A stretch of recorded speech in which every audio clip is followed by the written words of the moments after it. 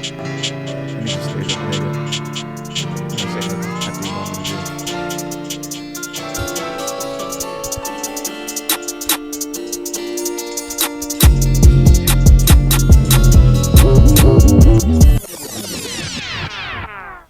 All right. Hey. Oh, that was really cold. Go. Sorry. Too much? Yeah, it was like a shock. Shocked me. You guys are tuned into, I don't know. Episode 65. Okay, episode 65 of the Lyrical Fix Podcast with your host, Sade. And Kid Pro. Sade's a little hungover.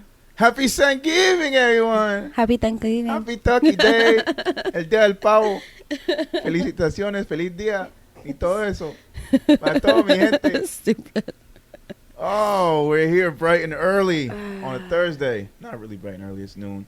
But it feels like bright and early. Yeah, compared to when we usually do this, yeah. Food's been cooked the night before. Mm-hmm. It's that Wednesday where, you know, like all the kids come back from college, but because it's COVID, it's weird. Oh, yeah, last night was the weirdest thing because it's usually busy. I was so, like, my wrist has been starting to kill me, but I tried to be Superwoman and do one trip with all the groceries. All right. Which really fucked up my wrist. So the whole day I'm fucked up. My arm is like killing me. My hand is killing me. Trying to be prideful. So yeah, I instantly regretted it. I've given up on that. I'm trying to take all I just kept feeling I kept feeling my like wrist popping and shit, and I'm just like, I don't know what to do right now. So I'm at work with the cast, so I just feel like fucking a T-Rex in the middle of evolving. Like I have one arm good and then the other one's still like up there. Strangely, I know that feeling. You do? Oh yeah, you do. I've been there with the T-Rex. That's been my thing. You're a full T-Rex. Yeah, I was a whole T-Rex. And there was a point where like the section that I had was usually like, okay, that's the first person you get rid of. Yeah. So I go, I'm like, yo, just get rid of me. I mean, I can't do this. I had 2 days. I was like, I can't do this. My fucking hand hurts. And then they're all just like, no, it's like family night. Like, this is like, you know, like get rid of like send the rookies home. Like, why don't go home? I'm like, I'm not going anywhere. I will watch the window. Like, I'll do expo. I'll shout out when the food is ready for tables. Expo, when the food comes out. That's why I was like, shit. Let me explain that. Yes, yeah. Okay, thank you. So I was like, I'll do all of that. I just don't want any tables. I don't want to awkwardly like. Here. Yeah, no, with the T-Rex on, it's very weird. Yeah, very unfortunate. You have to like bend down a lot more. Yeah, it's fine. Like I have to like I'm pretty much lowering myself to the table, and I'm just like, okay, literally what I was doing with the neck tech. Like I bend down to get everything. Yeah, because I mean, it's not like it wasn't that bad because it's not my arm. It's just anytime I'm now because I really fucked up my wrist. I've been overusing it. Yeah. It pops and it's annoying. Ooh. Yeah, it pops. It keeps popping. So, like, today's better because I worked all day yesterday with the cast. Is it on something, like, popped out of place? Like, you need a chiropractor to... Oh, no, not like that. It's just, like there's air in there. Okay. Yeah. It just feels like there's, like... You know when your knee pops? Yeah. It's like that. Oh, God. I remember that day. Ugh. That was great. Yeah, it's like it... You would think it feels good. It doesn't... You know how, like, a pinch doesn't... Oh, sorry. You know how, like, a pinch doesn't necessarily hurt? Right. It's like that. It's just discomfort. Yeah. Yeah, it's more so what it is. Yeah. Just something you gotta live with. Yeah, parts of my body just cracked randomly for no reason at all. And it's just kind of stuck. It's not pain, it's just discomfort. Mm-hmm. Why are you so low on the mic? Am I? Okay, no, I just put you higher. Check. Check. 1, 2. Well, no, you're fine now. Okay. You were, like, really low. 2, 1. Okay, knock that out. All right. I thought I heard something. No, you're good. Continue. All right. My bad. Okay. No, that was, I guess that was a brief retelling of your week. I don't really have anything. I caught up. So yesterday I went with no sleep, which I was oddly still functional at like 12, 1 in the morning. Yeah. But yeah, I went with no sleep to knock out all of Check-It stuff. Right. So that way today I just have like pot stuff. Because usually like 2 weeks, like that Friday, 2 weeks after the show is when I'll have it on YouTube. Right. Which it's like, I sent everybody footage that really wasn't edited, but on YouTube it's edited. Yeah, like all I did was send people the logo. Because I've had too many people like, oh, like, oh, it's edited. Oh, I wanted to put like such and such on it, like a filter or something. I'm like, you know what? Like, I don't bother. They wanted to edit themselves. Yeah, so I'm just like, you know what? But there's a lot of people that don't know how to edit, so, or just don't bother with filters. So when the raw footage, like when I've been seeing it on Instagram, I'm just like, ugh, like what I have is so much better. I can almost feel like I should have sent it out anyway. Sometimes, I guess that has to be told beforehand. Like, look, if you want the raw file, I guess just let them know. Let you know. Yeah, because it was like all of a sudden there was such a rush to get the footage, and I understand like they saw you shoot it and not somebody like with the camera, which I don't know if people think that would be a difference. But well, I think people felt away, but then other people actually like complimented me on the job I did, which was no, pretty you cool. did good. I thought I did. No, I mean like there was a rush to get it because they're thinking, oh, he just did it with a phone, like so nothing it'd be easier to crazy. pass off. Yeah, and that it wasn't gonna be treated like any of the other footage from the show, and I'm just like, nah, it was like treated just as professionally. Yeah, I was like, nah, you can't just get it. This was handled with care. Yeah, Gus got yelled at by me. I was like, Gus, why the fuck would you ask? So, but I was gonna say, yeah, a few people, I almost said a name. A few people were in my DMs. When are we getting the footage? When are we getting the footage? Did you not? It's only been 3 days. I'm sorry, but did you not post something saying that it would be ready Friday? Yeah. Again, see. Yeah, it was actually that Thursday when the one person that you sent the wrong footage to. Yeah. That one, and then he had hit me up. He's like, "Hey, like, when are we getting footage?" Blah blah blah. And I'm like, tomorrow. See, now I find that very weird because I know who you're talking about now. I feel like that person should have hit me up because I told him, hey, any issues, hit me up. Mm-hmm. You know where to find me. We follow each other. I'm very easy to find. Yeah, but when it comes to footage, they shouldn't be. That's what I don't like about, like, a mutual friend of ours hit up David. And it's not like, and then he approached me about it. I'm like, it's cool, it's whatever. But it's like, why are you going to the photographer, the videographer, instead of the person who's hosting it? Why are you going around the people? That's weird, no? Yeah. Maybe it's because I just do my shows differently than other people. I can see people hit during the show. I can see people coming up to me, asking me questions about the show because they didn't know you, but that's because I found out they didn't know you like that, and two, they just assumed that I was there helping out, and I think they just attribute me being on the podcast to me helping out with Check It, but I had to remind them again. But some of the people that ask you have been to the show multiple times. That is why I was confused as well. Did I bleep those names out? Oh well. Oh, you didn't? Okay. No, I think no, That's I did. It's gonna be really funny. We're just watching the episode. I bleep the names out, and then names not bleeped. No, because I remember having to bleep out the stripper story. I just don't remember if I went back. No, I really think I did. I think I. We can go back before anything. I remember the first one. Sorry, Go back. I got stuck on this, but That's yeah. all right. But how was your week though? Oh man, I got two crazy little occurrences that happened. So so as a parent, you celebrate the small victories in life that you get. One of those small victories being extra sleeping time. Yeah. So this Tuesday, V gets ready, goes to work. You know what I mean? Shout out to V. She's she's out the door. Baby's still sleeping. I'm like, oh, bet. This is great. At the same time, AJ's getting ready to go to school. So super early. He's in the shower. He's getting ready. I see him getting dressed. He's like, Dad, I'm dressed. I'm almost ready to go. I'm like, all right, bet. Wait in your room. Baby's still sleeping. I check the monitor just to see. Like, oh, he's just knocked out. This is fantastic. I'm like, I'm going to get this guy out the door. I'm going to be able to sleep for a half hour, an hour, and start my day. I see AJ leave. He comes back 2 minutes later. Yeah. He missed the bus.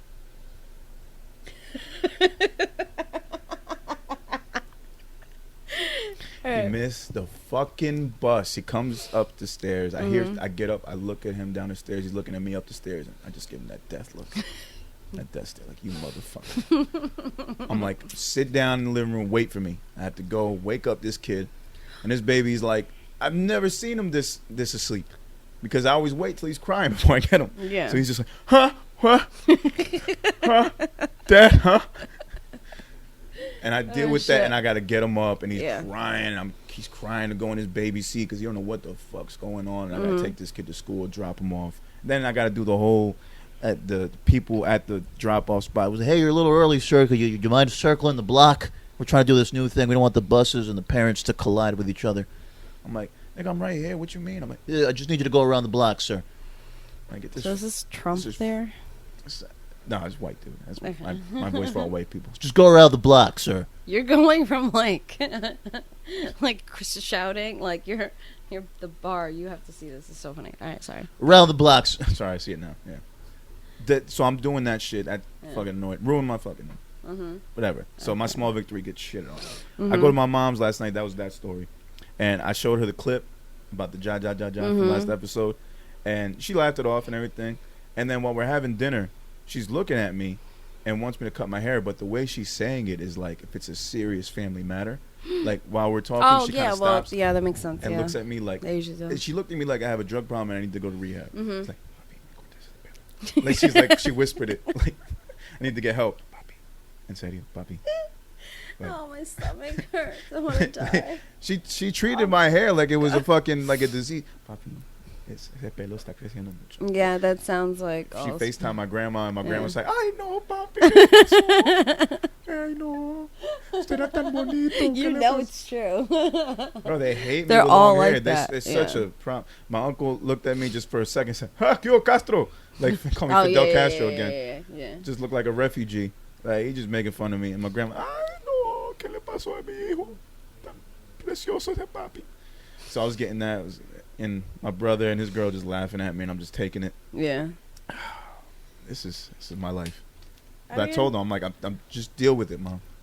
Like this is it. For hopefully another this is who I am. month and a half. Month and a half. But then I thought about like, yo, if we shoot these videos, I gotta think of something.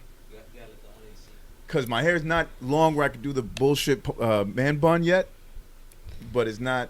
I don't think I've seen me without a hat. You ain't seen my hat, bro. If I take it off now, I'll take it off. I don't give a fuck. Oh my God, you have like salt and pepper. I just noticed. Yeah, I got the salt and pepper for sure. And it's up here a little bit too, but this is how like long it is. Not long enough to do anything with it. And if I go back like this, I look crazy. You're still at that stage. I'm at that stage, at the ugly stage where I should just be wearing a do-rag all the time and not, or wave cap or something, and I have nobody look at me. Cause like I get the little Jew curls coming out my hat. Yeah, you can't even wear like a beanie. I can't go anywhere and look serious or look like. You look very beanie guess. Yeah, that's what I need to be. I did try the beanie a couple weeks ago, but it's very annoying. I don't think it's a bad look, but if you're trying to hide your hair. Oh, it's bad. Yeah. What? So Glow? I mean, that's Soul Glow stage, yeah. No, So Glow is longer, no? A little bit. Yeah, I mean, I could technically Jerry curl. You could probably Jerry curl it. When I style this shit, don't get it twisted, though. It look good. It look presentable. Yeah. Oh, I got the hair care products in there. I got the intense repair treatment and the emulsifier and the hair moisturizer and. Why don't you just What's up? do something like that? I got. You know what? I gotta go get a shape up and then just style it. And then I'll be straight. That's what it is. Yeah, shape up. Once you get the shape up, changes everything. Shape up. The video we have to shoot the video in the next like 2 weeks. And I'll have a shape up by then. That's not a problem. He's like, I'm waiting for that. Yeah, I want to get it fresh. We have to figure this out because too much time is going by. But I will shoot one bummy. Don't get it twisted. I will shoot a video bummy. The other half of it. The second half of it. Why not? There you go. Have a change of scenery. Yeah. The second half, I really want it to snow, but I don't think that's happening this year at all. I'm not waiting for. There are ways to do it. I mean, it'll look kind of cheesy, but if we get the right shot, it can look dope. What? What the snow? Some effects and stuff. There's ways to do it. Nah. Yeah, even with overlays, like shit looks pretty tight. I've seen some good stuff. Okay, I know what you're talking about. Yeah, you could do that. Yeah. It just depends on the scenery, the lighting, and all that stuff, but you can make it work. We're revealing what we're doing. Too much. Yeah, too much. Edit, bleep. Bleep it. Bleep it. The whole thing. Nah, I'm not gonna edit that out. Like 20-second long bleep.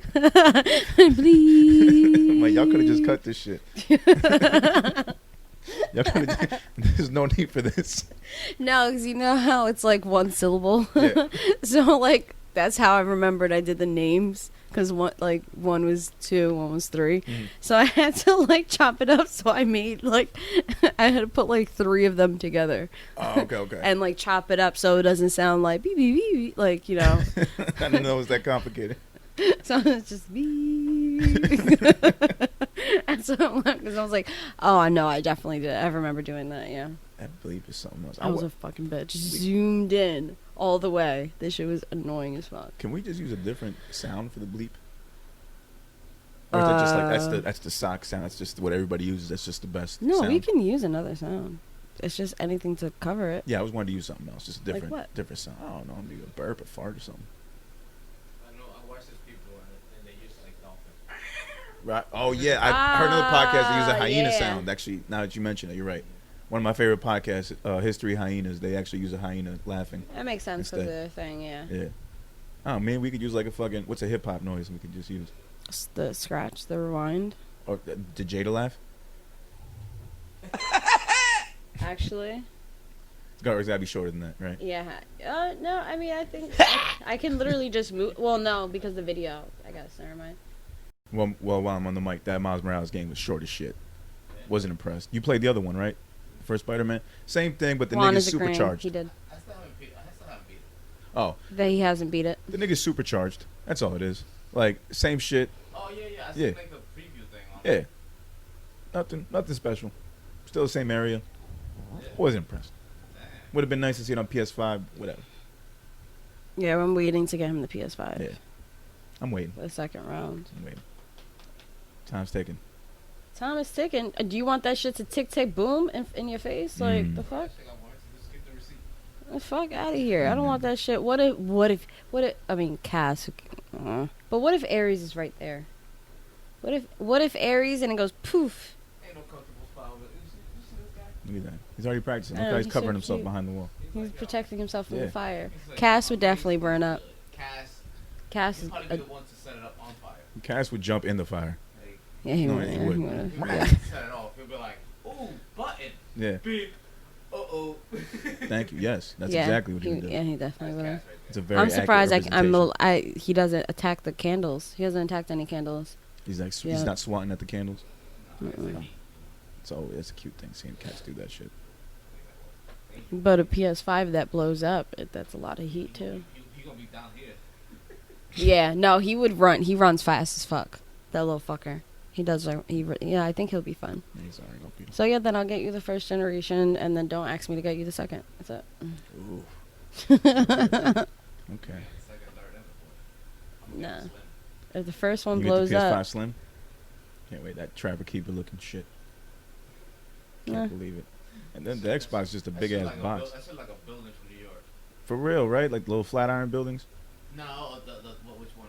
The PS5. Yeah. No, the Xbox looks like a building too. No, Just the Xbox look like projects. yeah. yeah. In a way, yeah. Just the all black project. Yeah, Just that's it. It's fucking the, black the, the box. building, not the people. I'm sorry. Looks like a Black project project. building. Somewhere in Harlem. Which again, the game's in Harlem. You don't really. They use the same fucking thing though. It's the same because it was like, yo, I was literally playing fucking the old Spider-Man and looking at the same world. Sorry. Same shit.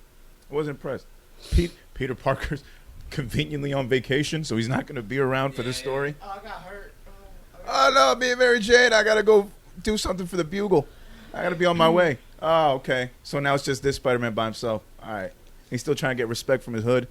Oh, you're the other Spider-Man. Okay. He goes to the bodega. I'm sorry, I'm giving away too much of the story. They don't respect this motherfucker, basically. I mean, what story? Of the Spider-Man story. I like chimed out. Well, look, I mean, you're the brand new Spider-Man, right, on the block. Mhm. You got the same powers as Spider-Man. You're wearing almost the same damn outfit. Oh, Nobody's that giving game. you That Nobody's game? respecting you, yeah. Oh. You're not getting no respect from people. They're just calling you the other It's Spider-Man. funny because at the beginning How of fucked the up is game, that? it's like they're drawing Spider-Man. And he's like, oh, save room for the other guy. Right. So he's walking by these graffiti painters like, hey, save room for that other Spider-Man. And they're like, yeah, whatever, nigga. Let me finish this fucking mural. Oh Lord. No respect at all. So real quick, shout out to our producer of the month, Jay Flo. This is his last episode. Jay Flo. And he has a project coming out Later. tomorrow. Well, Yeah. when this releases, today on the 27th. 27th, yes. Yeah, Lida.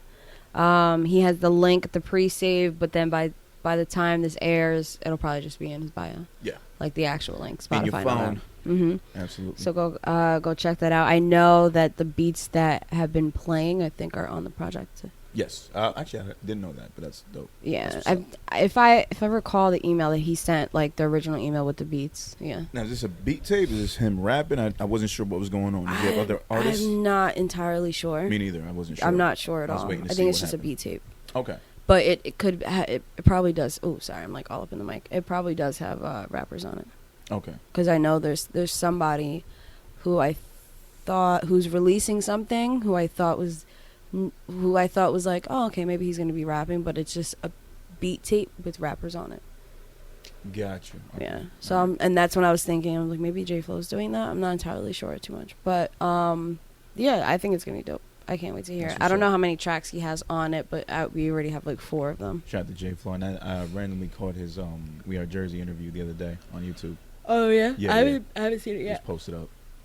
Oh, It's shit, weird. sorry. Like it'll post like 4 days before, but then I'll just get a random like pop up Yeah. like 4 days later saying, "Hey, J Flow interview." I was like, "Oh, bet." So I checked it out. Yeah. So I don't know why it does that, but whatever. Yeah, and you're then, subscribed. You just get them at different times, I guess. The new project that I am working on, my new venture, I guess.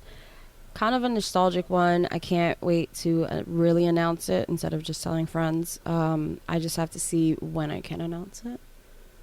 Okay, you haven't talked to me about this at all, right? I have. This is.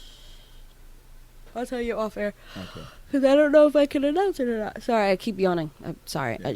I can't. I'm so shot right now. But it's gonna be one of those episodes, guys. I can't do it. I can't. I'll wake up eventually. She's been cooking all day. No, I have not. She's been drinking all night. I was drinking all night. Trying to clean it up. And I was editing all night the night before. Morning. Yeah. I thought you said you were drinking and editing. I'm like, damn. No. That's wild. No. I need to be like, I was like this into the laptop. Oh God, You're putting random transitions everywhere. Just off beat and shit. It's like the beat drops 2 seconds later. Here's a transition. You got mad artistic, and the whole first minute is black. Just no video, just sound. That's like the worst. Like I would bug the fuck out if that happened. That's why I don't want to. I mean, I know it won't happen, but I try to be like clear mind when I work on shit. So for me to take an Addy, I'm just like, oh, but what if I fuck it up and I have to like start all over or delete something that I don't realize I deleted? Like, so that's why you take it clear headed. Yeah. No, I feel that. Yeah, like when I used to write, I used to write, and I think that's probably why I don't write that much, because I don't smoke anymore. Okay. But that was like my really good creative days when it came to writing, like poetry and shit. I do find that my mind opens up a little bit more to be more experimental when I'm burning. Yeah. So that helps. When I'm sober minded, I guess just like I tend to stay more direct. Like I don't go out of the pocket too much. I don't try to do different things. I kind of just give you straight, no chaser type shit. So I see the differences between them. Because a lot of what I've been doing is just like editing and like, videos and shit like that. So great fucking job too, by the way, on the editing. Right? Really great job. Thank you. That was on Final Cut? Yeah. Yeah, that was phenomenal. Oh my God, it was phenomenal. You have to show me where you found some of those transitions, because I thought if those were stock, I couldn't find them on the version that I have, and I got the same one you have. Do you know where the transitions are? I thought I knew where it was, but I think it's a different section, so you're gonna have to show me. Oh my God, did you see the YouTube reel that I did?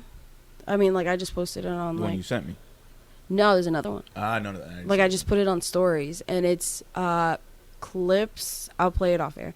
It's like audio clips from like from each performance with the TV static and check it. Oh, I saw. And I put their name, but didn't hear anything. I saw that.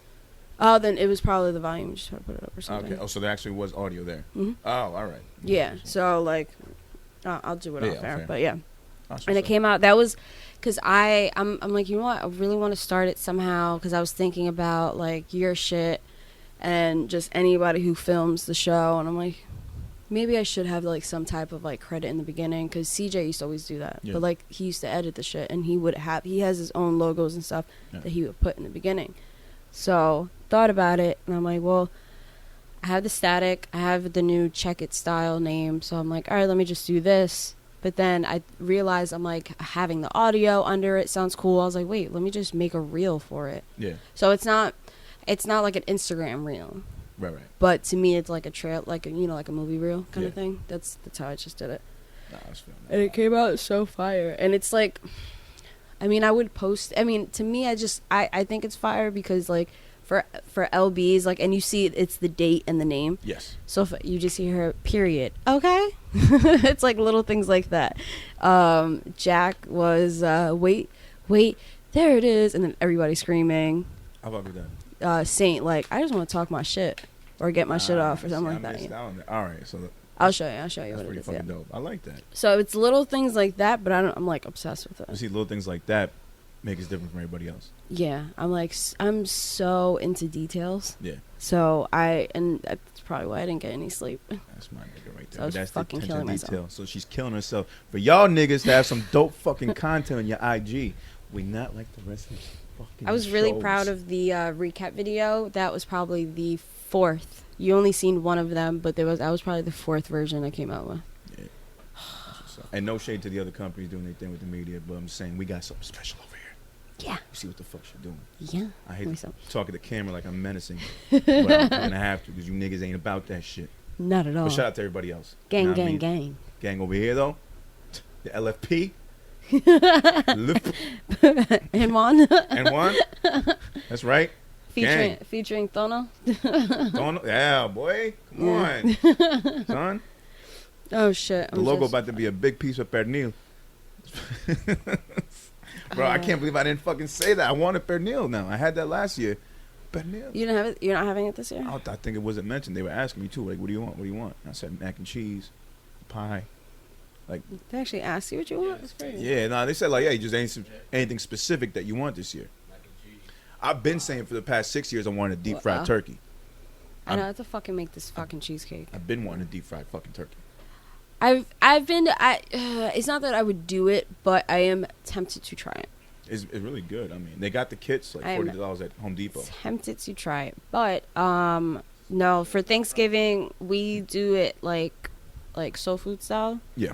So it's not. I mean, the only Spanish you're gonna see is like maybe the rice that's there, because my grandmother isn't really like Is it with habichuelas? See. Oh, that's my shit. And then Arroz con habichuelas. con habichuela? Habichuela. So trying to think. So then and then Christmas is when we go like all Spanished out. Yeah. Christmas Eve, Benny and all that shit. Y'all celebrate Christmas in the day or at night? Night. Yeah. It's pure Spanish shit. Yeah. Come on now. People don't understand that too. You guys Yeah. celebrate at Christmas Eve? Yeah. Christmas is gifts. Christmas Yeah. gifts. Yeah, it was like, all right, it's midnight, but it's been super weird because we like holidays. We don't really do sorry, it's so rude of me. We don't actually do the what is it called? Like Gift giving? no, like big family thing, because we have a huge fucking family, but we keep it like tight. Yeah. So it'll be like like our pack, which Yeah. is like the siblings and my mom, and then maybe whatever aunts that aren't fighting, or if they're fighting, they'll be there, grandmother, and then random cousins like coming in and out, and friends. But it was so big just keeping it, and that us considering that's our like immediate family. Right. To now just being what? There's gonna be like 4 of us today? 4 of us plus, well, I mean, it's Julian. He's like 11. 4.5. 4.5. I like how you did that. That's fine. I understood that completely. 4.5. So, sorry. What was I gonna say? Shit. So it's just weird having. It's just weird having like going from this huge family and having to like, okay, well, I guess I'm just gonna sit on the couch and Yeah. eat this, or I'm just gonna sit on the floor and eat this because there's no room at the table. To now it just being 5 of us. So it's just weird. It's so fucking weird. Yeah. And So, you I never don't realize how much shade is between your family members until you like grow up and like really like check things out. Because when you were younger, Yeah. you didn't really pay attention to it. Now as you get older, like, oh shit, Yeah. they didn't like each other at all. Yeah. Yeah. Oh no, I was always nosy, so I always knew. Oh, okay. I was there. That's why I'm like, I didn't can't pay relate. I attention. can't relate to that. I didn't. I was just doing As my you're own talking, thing with I'm the like, kids. I can't relate Right, to I you. was like, Guy thing. yeah, Huh? That's the guy thing. that's probably is. Yeah, I was Yeah. just in my room doing video games. See, you was, We yeah. get to shit. We go. there's always one room with the video game. Yeah. Yeah. Pretty much, you're right. Yeah, You're right, we have different experience, obviously. Yeah, I just wanted to see who I can sneak liquor off of and get the cheese man. Different life. Okay. Well, yeah, but who I can let me get a pull. Let me get a shot, like, you know, shit like that. I was just like, call me when it's ready.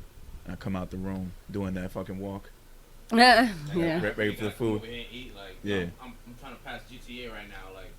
Yeah. So is the food ready? Cause like where like we always had like football on, and then there was like some people like the kids would be playing video games, but it was mostly adults. I was the youngest one usually, and it'd just be mostly the people going out for a walk. Not even, they just smoke in the bathroom or smoke in another room. Oh yeah, that was. So we just had like this. It was really just the smokers on like in the cut, and then there's always some fucking drama before dessert, and it's like, okay, so there's not gonna, hopefully, it's only 5 of us. If my aunt and my mom start fighting, then I'm like, okay, well, I'm gonna take my cheesecake and leave.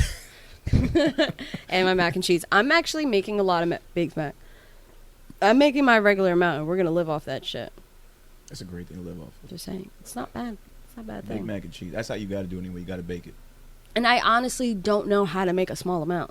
Last time I made a small amount, it ended up being a lot anyway. You just cut down your ingredients, right?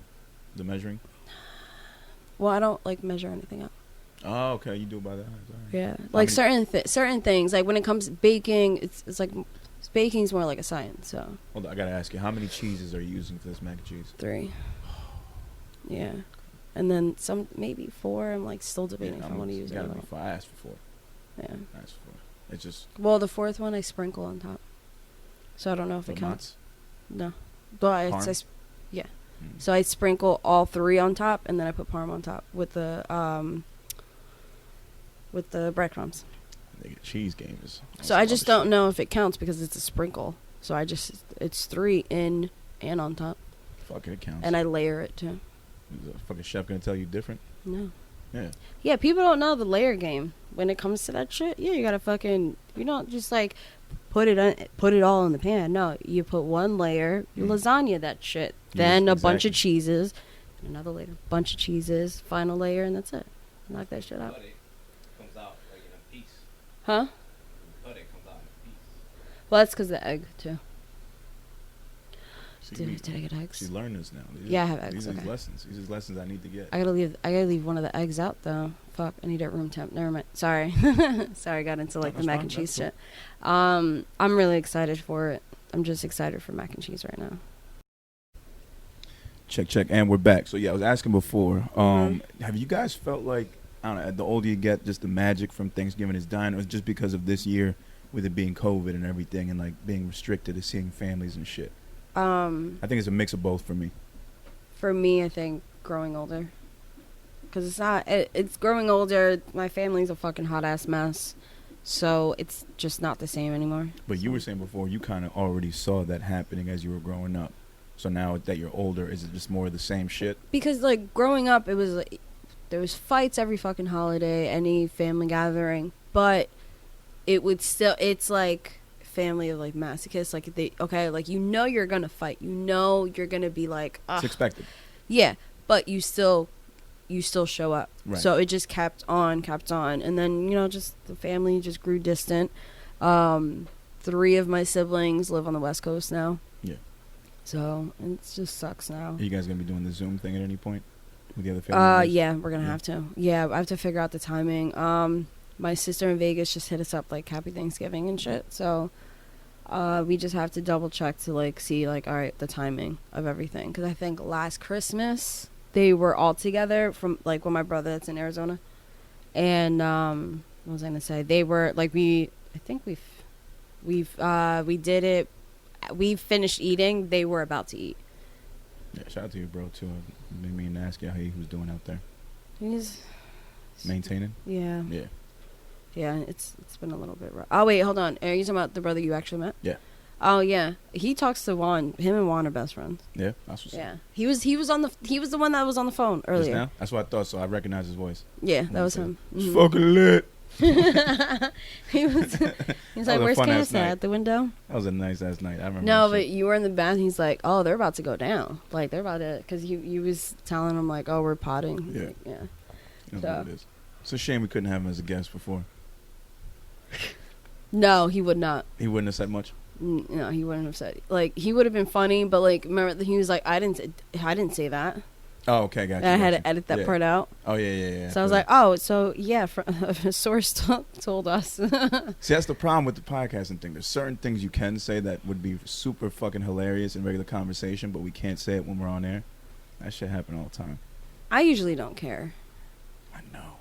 I mean, he knows me already, so it's like, it's not That'd be really. some shit, but we try to slide in some stuff. Yeah. Now and then. But I mean, it's also like when there's like the code. My brother definitely lives by like a code, so it's certain things you don't talk about. Oh, absolutely, 100%.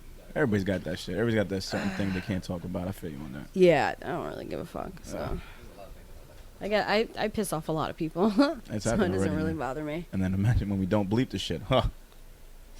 No, I'm telling you, I definitely bleeped it. I remember the whole process. It's alright, fuck it. It if wasn't that not, serious. Oh well. Yeah, it wasn't that serious to begin with. No. Alright, you want to get to the week's events? Yeah. Get into the shit? Alright, man. It, yeah. Well, first of all, let me just say, Mm-hmm. before we even move into the shit, I've been meaning to talk about this for weeks before, and we never did. But this is just a small PSA to any artist out there. If you want to tag anybody on your shit, or you just put out some new shit. We don't have a ranting sound for you. No, we don't need one, but I'm not ranting either. I'm not necessarily ranting, but I just This want is supposed to be the rant. It's a PSA to any artist out there. I'm gonna look in the camera, not at Juan. Look at the. It'd be weird if I just looked at Juan and said it. If you want me to share your shit, a simple hi, maybe a please. Let me know what you want to do. Don't just share my shit. Mm-hmm. It's kind of unprofessional and plain rude. I don't like it. I don't like it. I may like your shit. I may appreciate shit. The DMs that when they send it and it's like, you just DM me a brand new freestyle that you got and you want me to share it. I mean, believe me, if I see it and I like it enough, I'll share it. But when you go and say, hey, tag 2 people for me. Hey, do this. Like and repost and tag this person. And don't say nothing else, not even a hi, look, what's up. It just feels very, very, like what's the word? The person that we're talking about. Well, it's not just that person. No, but it's other people. Yeah. But he stopped sending it to me because I wasn't doing it. Right, you get the idea. Yeah. Like I just stopped liking it because I'm like, bro, you're not gonna. I was going to like it. But I'm definitely not now. Yeah, and it's just like, and it's no disrespect. I can be spiteful though. Yeah, it's no disrespect to him because I like these artists' shit and everything. And if I like it enough, I'll share it. You know what I mean? It's just like it's.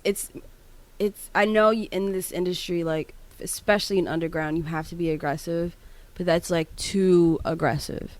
That's uber aggressive. Like, there's no need for that. For no reason. No reason. Like, you're actually talented. Because if you're going to make in that one case. Yes. If you're going to make a message, like a plain message that you're going to copy and paste to multiple people, the last thing you want to make it seem like is just giving directions out. Yo, post this and tag 2 people. Yo, share this and tag this guy. Yeah, no. Like, come on now. Like, you got to make these messages feel somewhat personal. Even if it's either make it personal or if you're just going to send it to me, most of the time, like, I'll actually, like, look at it. Yeah. I'll, like, if you don't grab my attention in 3 seconds, then I'm just, okay, swipe away. That's it, done.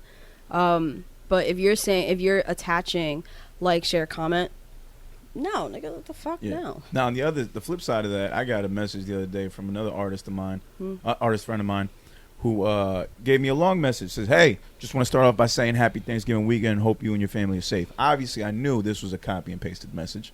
Yeah. I knew right off the bat. It was very, very, generic, business-like, generic-like and shit. But it had included his information, included his link to his YouTube channel that he wanted me to subscribe to.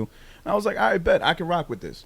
I know that you were just sending this to everybody in your friends list, so it's not personally directed at me. You're also kind of like a media. You're like transitioning into media. In a way, so well, yeah. you have been. Yeah. So it's like I got no issue with that, and I appreciated that more, even though it was a long ass message and I wasn't gonna read it because I know what the fuck it is. I know what it is, but I'm with the shits. I respect the artistic integrity in that sense. Like you kept it professional. I got the same thing, but I got a personal, like a very personal one. What? Just your name? No, like it was. What was I gonna say? one of the old performers from Check It. See, but he freaked it, right? He made it personal, said something to you directly, and Yeah, then and he then went the rest of the message. yeah, and then it was a back and forth. That's the best way to do it. Yeah. Yeah. Now, Like there was like you're now you got me. We're Yeah. gonna talk now. It's like keep doing your thing. That's part I'm of proud this of game. you. Yeah. That's part of this game. Like, Cause he's been quiet for a while, and like we talked about how life gets in the way, and Yeah. you know, like you're the regular artist shit. When you let you kind of let the art go to the wayside and shit. Yes. But you know, it was good. Like there was an actual conversation, and it reminded me because I know you had marked this in the notes to do like last week. yeah. So I was just like, oh, okay, let me make sure I remember to mention that. Oh, nice. Yeah, because again, no shade to the artist. It's just that you got to take a different approach when you're looking for people to share your shit. And shout out to Shake STMO, who's the one who hit me up. Shake, exactly. The way He has a project coming out, and I think a video coming out. the way soon. he does it, I love it. I love Mhm. it because I have gotten at him before because it's like, oh, yo, you just posted this to me in a DM. You should post this on an actual page and like let people know you got music coming out. Mhm. Don't just send it to us DM because a lot of people won't read it, or they Yeah. might leave it on scene, but they'll ignore it. Yeah. You put a post on and you have a couple people commenting. People spend That's more gonna- time on their news feed. Yeah, and people will actually like they see other comments. They can share. It'll make them want to comment themselves. Yeah. I've noticed that as well. And then I've also heard, I don't know if you noticed it before, people are saying that now using Reels Mhm. is more popular, but I haven't used any yet. I haven't done it. Me neither. I was going to use a reel for like the YouTube reel that I made that I show you, but it's only for a certain amount of seconds, and that shit was 40 seconds. I want to try. I don't know the specifics of Reels, how long you can do them. Me neither. But like it had, like when I went to go make the reel, I just also aesthetically I don't like the way it looks when you post it on like when it comes out on your page. Well, how's it look exactly? It looks retarded. Does it? I know there's like a separate page for Reels. Yeah, but it also is like your main. It's in your main. It's in your Yeah. main too, and it Yeah. looks like stupid. It's like super zoomed in and just looks like weird. It's like the old. It's kind of like how Stories was when it first started. Like it was a super zoomed in picture, in a way. Kind of. Or like when you repost something. It was always what zoomed no the what was Like, the one all the videos get turned no, vertical. the other no it's the other one fuck Snapchat. no it's Instagram it's the original like the long movies, the IGTV, that's what it was. Gotcha. That's what it looks like now. Yeah. It's IGTV, but I just realized we don't have IGTV anymore, do we? You know what? It's turned into an app. No, yeah, a long time ago, but I don't think we actually. Oh, we don't have any IGTV videos, you mean? I don't think so. No, I think I try to stay I feel like they replaced it away with from Reels. that. Yeah. Oh, yeah. No, they're still there, but you just don't see them often because Reels are like taking over. And then I saw that an app was available for it, but I'm like, I'm not fucking downloading another app for IG. Even though it wouldn't cost me nothing, but I'm like, it's an extra app. Like, for what? I have it on my old phone because I was gonna debate it on like using it, but then I just aesthetically I just don't like it. It just reminds me of like when It all Facebook, comes down to aesthetics for me. and the Messenger app for Facebook. Like, I remember when they forced me to have to get the Messenger app to see my Facebook messages. I'm like, come on, man. No, like I have so many unread messages on Facebook because I just refuse to get the app. I hate it, man. And then people can see your stories on Facebook. I'm like, what's the point of that shit? So anything I post on my stories on Instagram goes to Facebook. Oh yeah, Weird. I had especially because if you have like the business account and it's linked. Yeah. I've been doing that. I don't actually add anything to my Facebook stories. Yeah. Or even like I'll repost, I'll share shit on Facebook. But I don't actually like share stuff. Yeah. Like I don't post anything, and then like my stories are all from Instagram too. I gotta get more into this real stuff because you'll get lost in the fucking Mm-hmm. IG real wormhole. Wait, real quick, going back to what you were talking about before. Yeah. We randomly, I think it was to the podcast, we randomly got an email from somebody. Mm-hmm. No information. It's just a song in there. So it's just the email address and a song. Yeah. No description. No description. Wow. I don't remember. I think it was just like music submission. But we don't take submissions We don't take anyway. submissions. No. Yeah. Like, so it was just like, People are just it was grossly misinformed. Yeah, but it's not even like I can find this person. Yeah. So, I mean, I could just email them back, but it's like I don't really want to talk to you yet. I want to know who you are before I actually engage in a conversation. Did the subject line say submission? Yeah, Oh, I think right. so. At least that was somewhat. But still, that's I like, think not there fucking was, yeah. professional at all. It was just weird. I'm just like, how do you just send a song but you don't like say anything? Like, because I had somebody who emailed emailed me the show, like the podcast email, the show email, and my PR email at the time. Because now I just have Sade at We Are Jersey because I don't do just PR anymore. Like I help her with that, but it's gonna be used for something else now. And it was just funny. He sent all of it, and I'm like, okay, well I don't. So check it doesn't work that way. The podcast doesn't work that way, but I can help you on here. Like I just replied from We Are Jersey. I'm like, I can help you from here. All right, well, at least you. I was like, but those are not included. Those aren't under the umbrella of We Are Jersey, so it doesn't count. You'd just be surprised how much shit these artists don't know. I mean, I guess I appreciate the reach, but when I told him that, I emailed him back. I'm like, here are the packages, blah blah blah. I'm like, but the podcast and the Check It are separate. Yeah. And they don't really work the same, so I can't really do anything for you there. Yeah. I left it as that. Like he didn't really send any. He didn't send any music. He was looking for like interviews and like shit like that. Like the PR shit. To help on a rollout. And I'm like, all right, well I can help you with that, but those are off limits. We're gonna have to be more clear and direct with artists about how we handle the podcast shit. Yeah, like I explained how Check It works. Because when I come back, it's gonna be like nonstop features. Yeah. So each one's gonna be like Check It. So and so show kind of thing. That's the plan. Yeah, it's gonna be a bunch of features because usually like I like to do a feature and every other month. Yeah. But because the flood. Yeah. And then like the extended family and friends, that's also dropping. It's like okay, and there's so many fucking projects. You got a lot of people you gotta please. Yeah. Look at you working hard. I just have a lot of friends that I just wanna highlight and check it. So it's not like people are like how can I like feature on there, like I don't know you, I don't know, like because to me it's almost like, and I realize it's almost how like like how they do the We Are Jersey shit, like her and Banks, it's almost like that. Like you don't have to tell your story, but I just have to be like, okay, you do have a story. Yeah. You're fucking talented. Like, okay, bam. You know what? Let me just tell you something. Let me tell you fucking artists something right now. What? There are plenty, and when I say plenty, I'm probably using that term loosely. There are plenty of open mics and showcases around the area. And I hate to sound biased, but I really feel like Check It has its own identity. Like, it's an energy, it's a vibe. All these other places, yes, y'all got crazy lights and nice fixtures, and you might have a decent location. And my drummer. Yeah. I'm just saying. He knows where home is. He knows where home is. Fuck out of here. Trying to compose myself. It was so cute though, because real quick. So after that, like and then I like every time we finish a show, I look to him like I always like I put the mic down and we just look at each other like eye contact. We're just like, So then at the last show, like, and then we give each other a hug, like, okay, it's done, we're good, it was amazing. So the last show, he's like we hug and everything, and then we're talking. He's like, so I guess he's like, we're just gonna shoot in my room then, because he also proposed like when I couldn't find a venue. He's like, well, why don't we just get the performers, bring them to my house, and we'll just shoot that way, which gave me an idea that I actually have to hit somebody up about.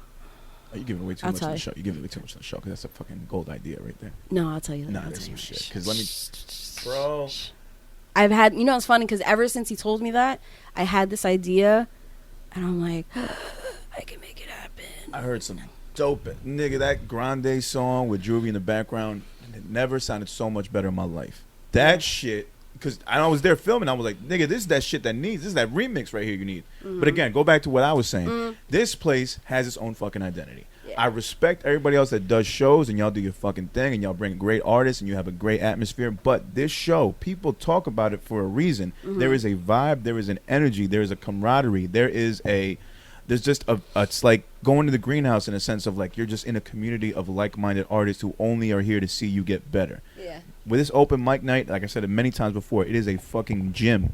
It is a place for you to come and get your stage game up around a like-minded group of your peers to watch how they do it, so you can learn from them and they can learn from you. There are no judgments, there are no boos, there is no negative remarks here. We are only trying to help you get better. And on top of that, where else, for that little bit of money, your extra $2 you paying, where else you gonna get these fucking banging ass photos and this crazy ass footage to put on your content? It's actually going up to 15. Regardless, it's worth it because you're getting that quality.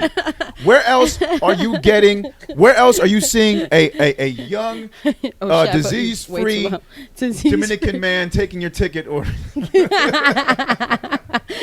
who keeps the night going with his effervescent energy? Look at him right there. He's our executive producer of the pod too. Legs stretched out, not giving a fuck on Turkey Day. But where else you getting that type of fucking service here? Nowhere. No. I'm sorry if my levels are too high, but I'm it's fine. passionate about what's going on. I'm passionate about what these people do. I met this girl at a random ass fucking showcase and ended up being the best decision of my life right here with this music shit and this podcast shit. So thank you, buddy. I appreciate you. Aww. And thank you as well, buddy, over there on the couch with your legs stretched out. Because you guys have taken me in like a member of the family, and I could not be more grateful. But this just goes to show you that I wouldn't have gotten this type of shit, and all these other artists would not have felt this type of energy at any other place. Yeah. They just go, show up, and leave. And honestly, I don't know what I do. Like, I don't, like... You don't have to know. That's the whole point. In the beginning, like, it was such a fucking hassle to have to, like, all right, let me reach out to a bunch of artists. Let me try to, okay, like, you know... I'm reaching out to you, so like you don't have to pay. Like, unfortunately, your friends have to, but like you don't have to pay. I'm reaching out to you, like just to like get people to the show. And then all of a sudden, fucking Saint shows up.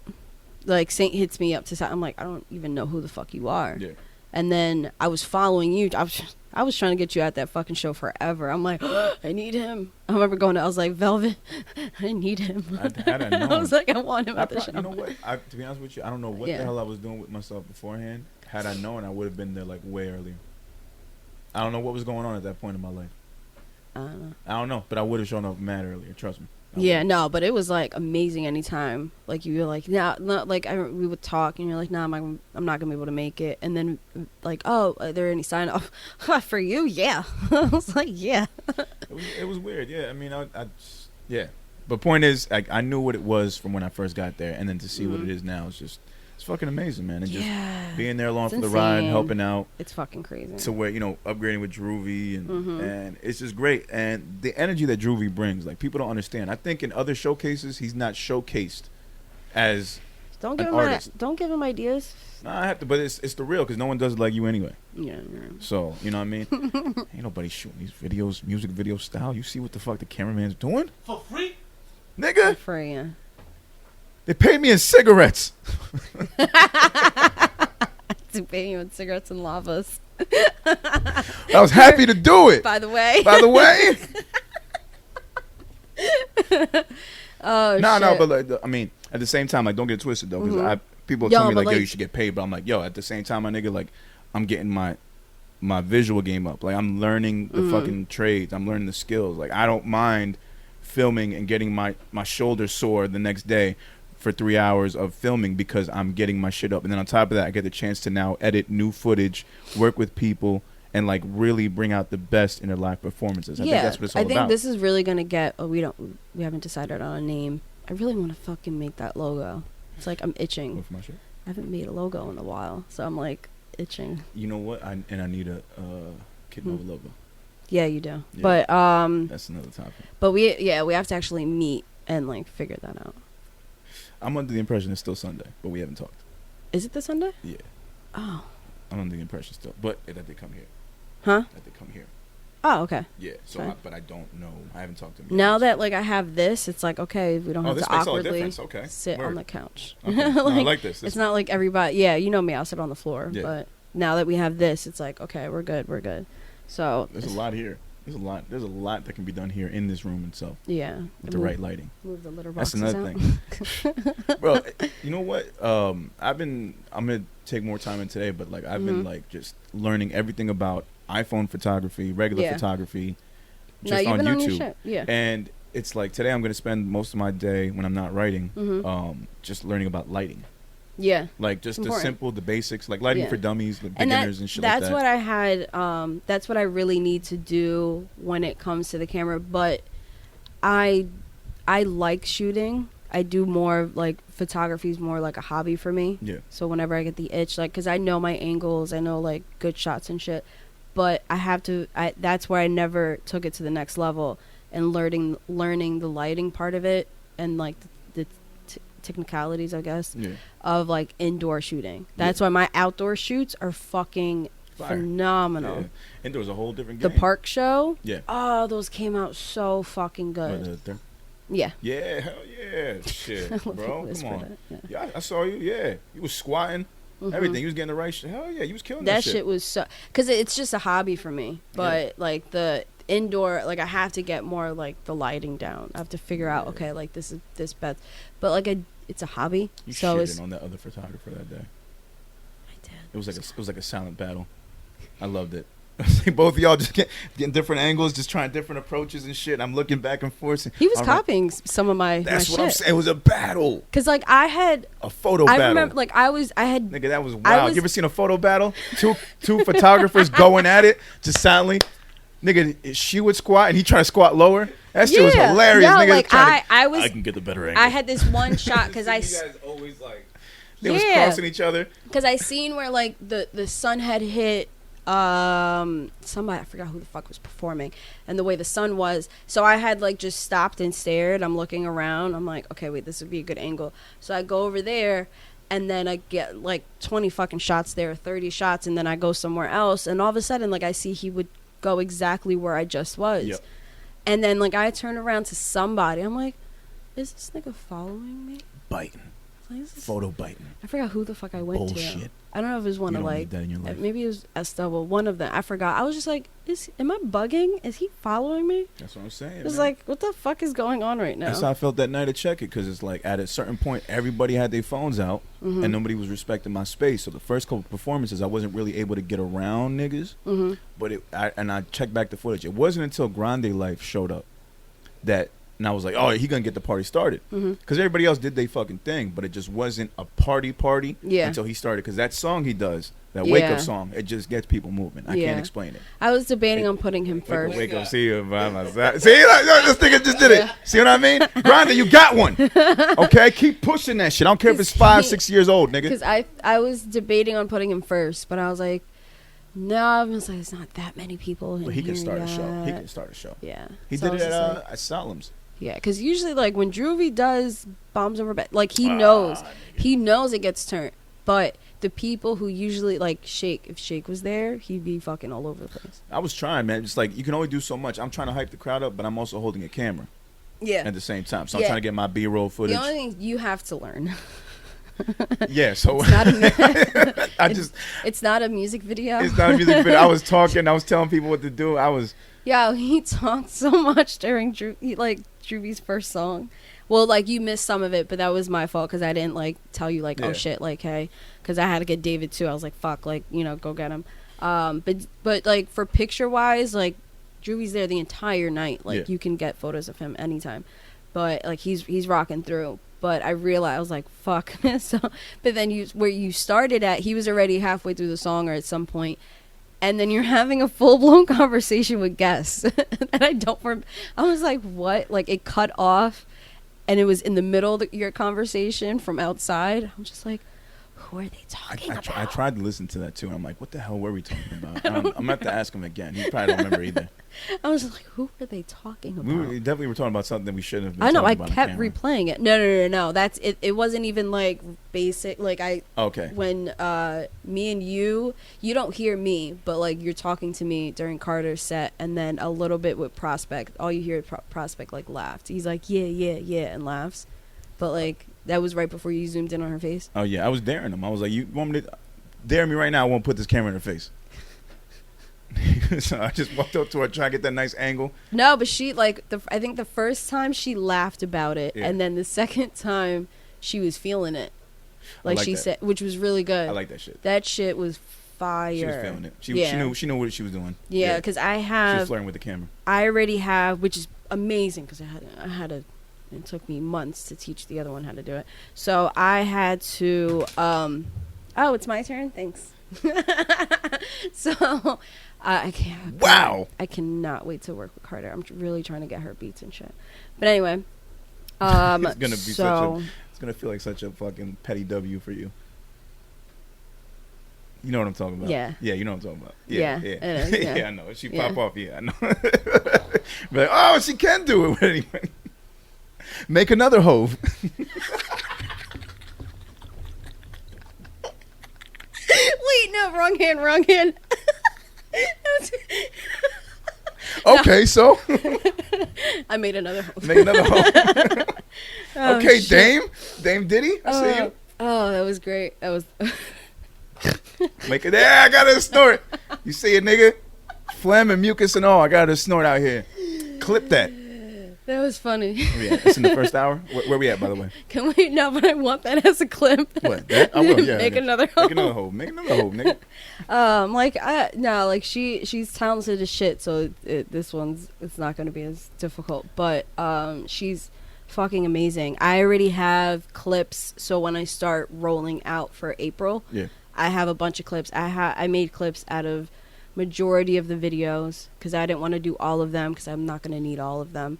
And then, so I'm kind of like preparing for the rollout. Right. But like, there were just some parts like, oh my god, that were just fucking amazing. And then you had good, even though Guest kind of like he did flub a little bit like during your set, but still got good shots. Guess what the hell? I think he turned. I feel like when we used to shoot with the gimbal for the podcast. Mm-hmm. You know how like all of a sudden it'd be like, oh, where is it going? And it just like. It turns off. I feel like he turned it off or it died. He was dying. I don't know why you would have hit any of the button. Guess. I don't know what he did, but it's not shot to guess. And then I realized, and then you kept doing widescreen, so like I thought that shit would have been ill. And you know what the fucked up part was, nigga? You did widescreen, no. but then you see like the piece of the gimbal in it. I can explain. That I got tired of it, so I just like stopped chopping it out. So check this out. Sorry, S double. It's a lot of. S double. I'm sorry. I thought that shit was dope when it was doing it. I swear to God, when I was filming it, it didn't show. The gimbal did not show on the screen. And then when you play it back, it shows. And then it's funny because we're talking about it, and I told you like how disappointed I was in myself about it. Like I was really like down. Which I didn't mean to like tell you. But I needed to know because I didn't view any of the videos because I don't know. I got really like self-conscious. I'm like, I don't want to see these videos. I'm just gonna send them to Sade. I would be the same way, yeah. So I didn't do that. But then the day after we talked about it, I think my iPhone was fucking paying attention because all I saw on YouTube was, does the widescreen work on gimbals? Does widescreen work on gimbals? And I'm like, if y'all are asking this question in the fucking thing, it's probably because it does. Yeah. So I ignored all those videos, but it told me like, yeah, nigga, it does.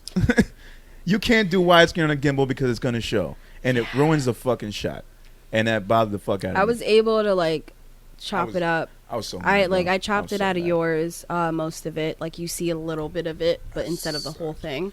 S double, it was just like I think I was just so tired at that point. I'm like, I can't do it without the gimbal. It looks dope, but it's just because it takes a lot of a Final Cut. It takes a lot of trimming and then transforming it. I'm so sorry. I'm gonna apologize to him personally when I see him. Never again. It happens. I learned my lesson. It's trial and error. It's fucking free footage. So you know what I was laughing about a lot. Whenever I did the videos, like I would do some of the footage on the artist, and then I would pan to Droovy. And whenever I went to Droovy, what? Go ahead. Making that face. Go ahead. No, whenever I went to Droovy like would turn up. He'd like super. Oh, he loves the camera. He loved the camera every fucking time. I'm so proud of him. He was like I finally got him to break out of that shell. Like I know he's in his element. He's just playing, and then I get the camera to him. He goes, flips his shit, he's starts amazing. fucking and then he pulled out the fucking glow drumsticks. I was like, all right, nigga, I got you. Hold on, I'm coming. I love that shit. I love that dude, man. He's amazing. And again, it's like I got love for Droovy. I know that other places want to work with him, and he does a great fucking job. But it's like when he's at Check It, he is really in his element. I feel like other places. I had to kind of like temp check him. I'm like we're good, right? And then like he figured it out. He's like no, like I'm not he's going a superstar. Anywhere. He's like no, like this is home base for me.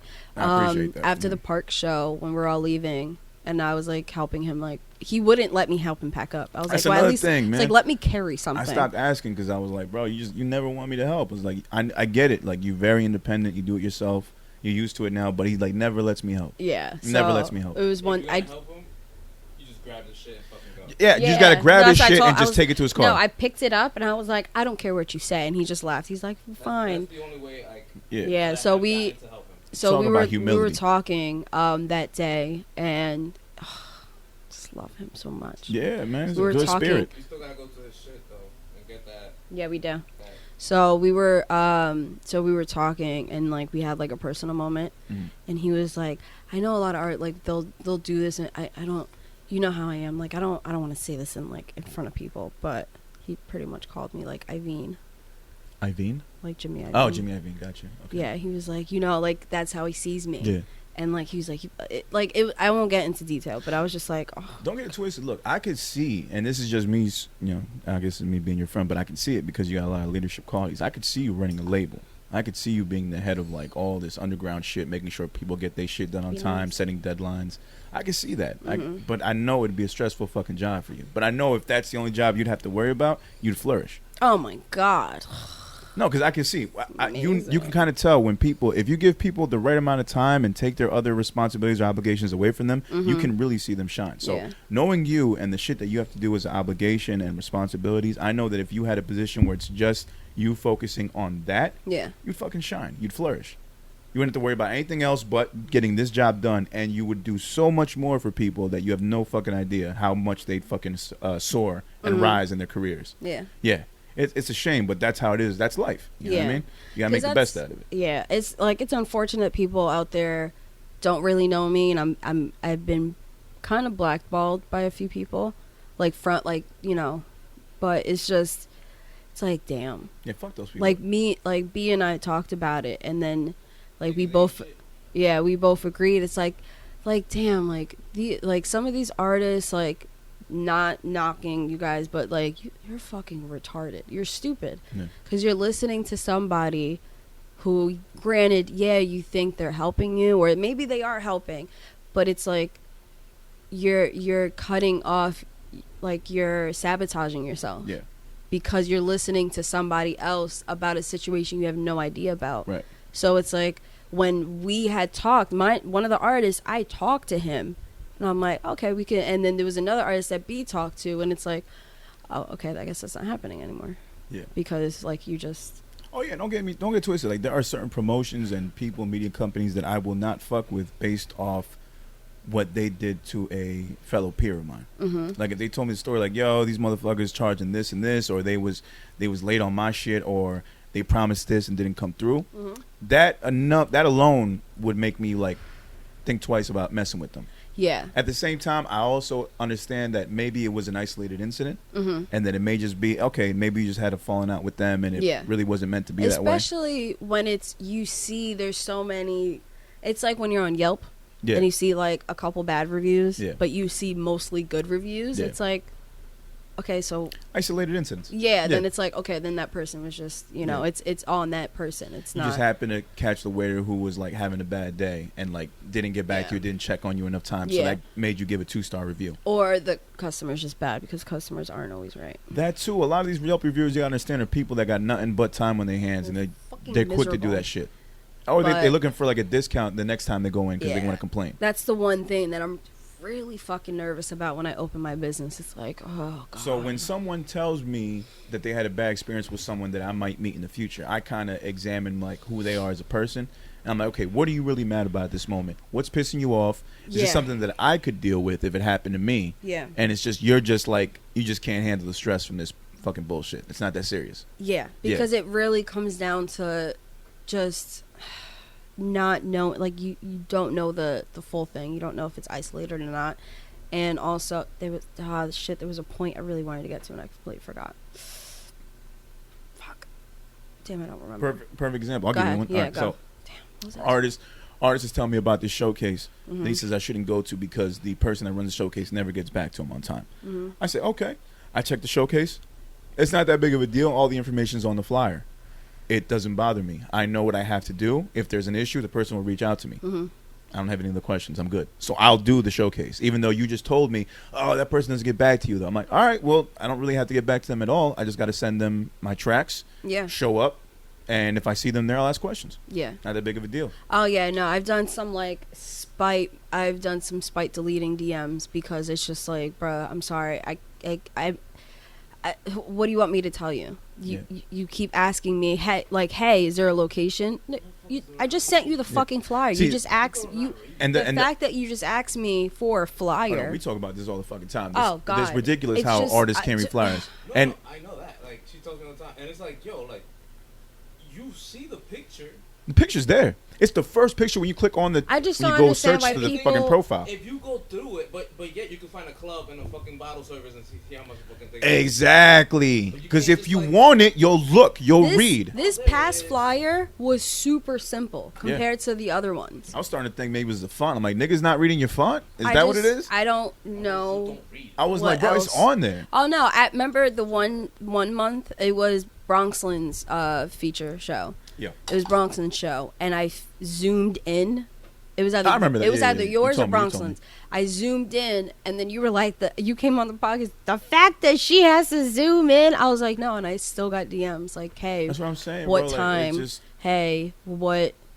Are you fucking kidding me?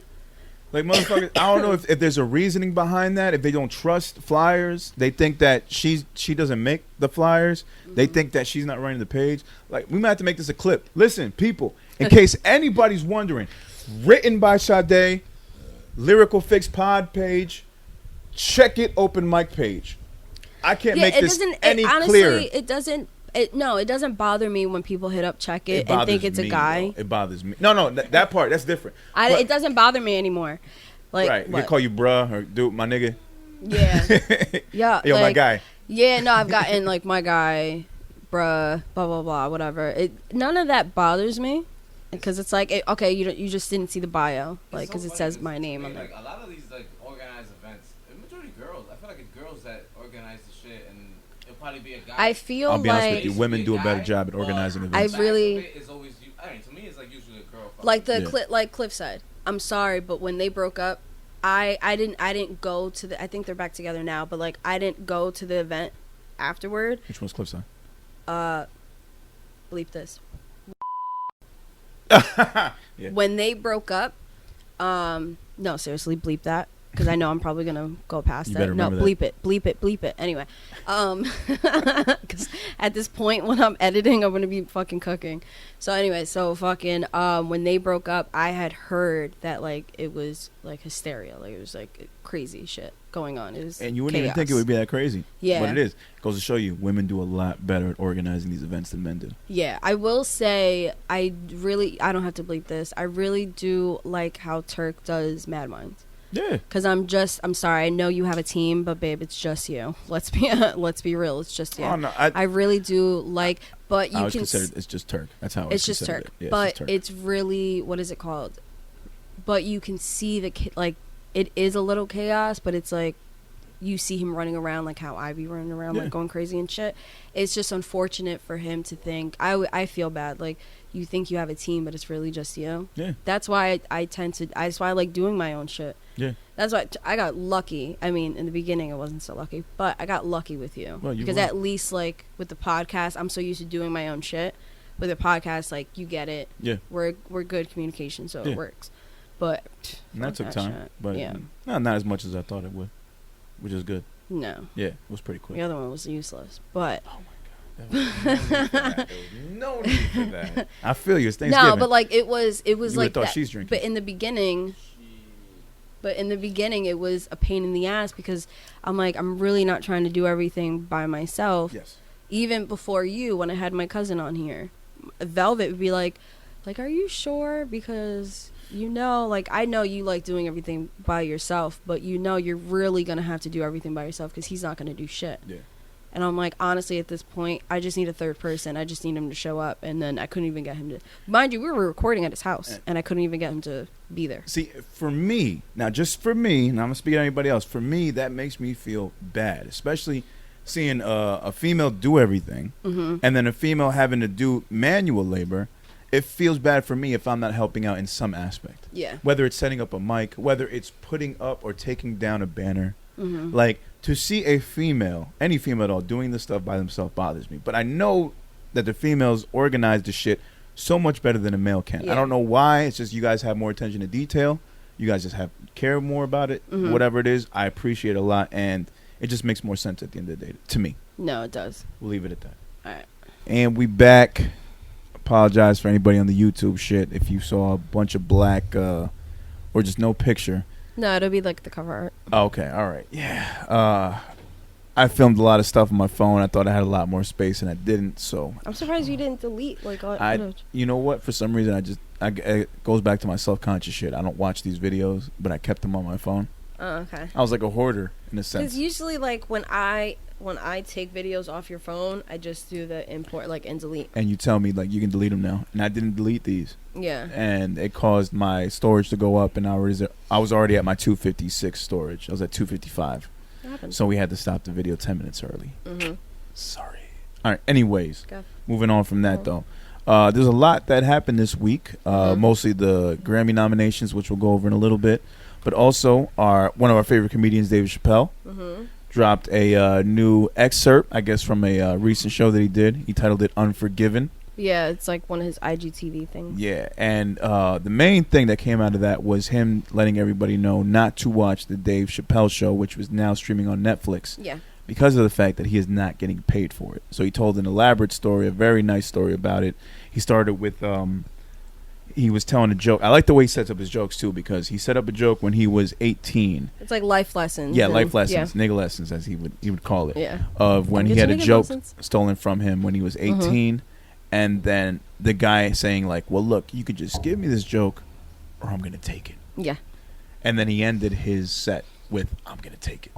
And I like the way he calls back to the joke. So I thought that was really good. The circle back, yeah. That was going to be our react video, but we can just talk about it now. So how'd you feel about that shit? Oh, my God, it was amazing. We watched it. I had to pause it because we were like, I had to explain what the fuck was going on and shit. I'm like, I think this is the video. Because I had heard about him asking fans to kind of boycott the show. Yeah. Beforehand. Like, I had shared on my story before I had saw the video. And I thought it was amazing. Even, like, from that to him getting hustled and then him warning a guy. And the guy's like, Monty. Which it goes along with, like, the story, too. Like, don't get in between a man and his meal. And his food and shit like that. Yeah. So...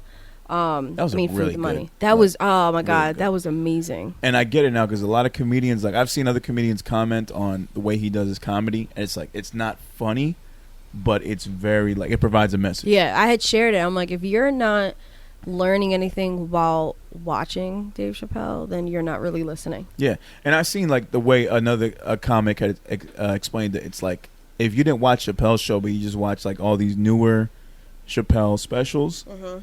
And you're just a young comic trying to get in the game, you won't recognize why Chappelle was funny. You just recognize like the new style of comedy, which is like what Jon Stewart. Did you ever watch Daily Show?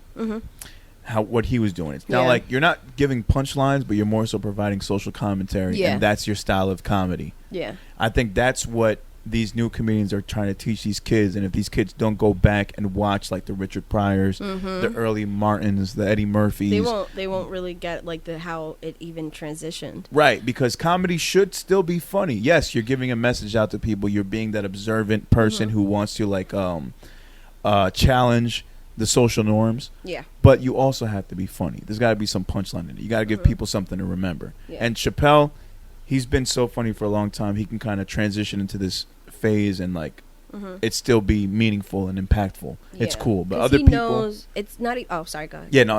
With younger cats, they think that's all you have to be, and then they forget to be funny. Yeah.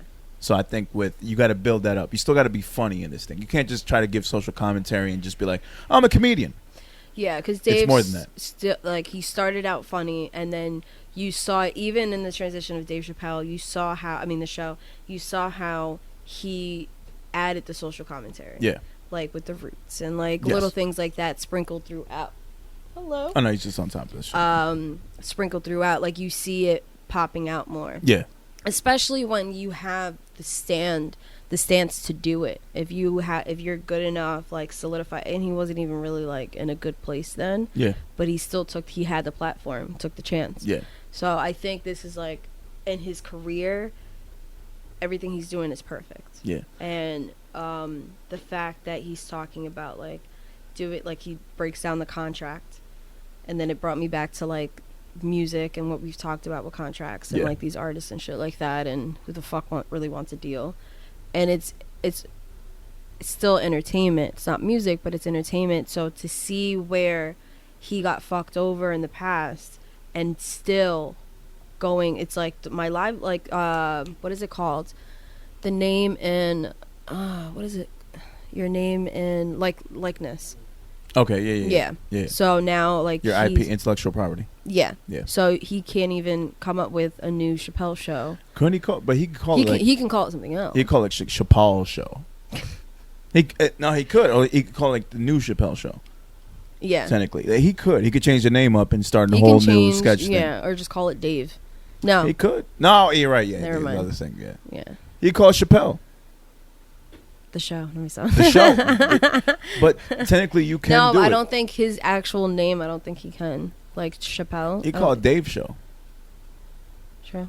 It don't matter what you call it, as long as you know Dave Chappelle's in that shit. Mm-hmm. That's what matters at the end of the day. Yeah, and I thought it was such like we actually like talked about this. We debated on it, like how Netflix pretty much like saying, all right, no problem. You want it down. You want it down. That was a great advertisement for Netflix, for getting comedians to work with Netflix. Oh yeah. Having Dave Chappelle just say like, yo. Oh, that's added to what we were talking about. Yeah, I called them and say that I was bothered by something they said, and they took it away to make me feel better. Yeah, that was him saying like, because they know it made me feel bad. He didn't have to say that he called Netflix up and cursed out the person for 20 minutes. He didn't have to say that. He just said, I let them know that I feel bad, and they responded with, hey, we know you feel bad, we're gonna take it off. Yeah, that's the professional way. Again, call back to earlier, the professional way of doing shit, letting people know, hey, I'm not feeling the way you did that, and they in return, in response, being good businessmen, said, hey,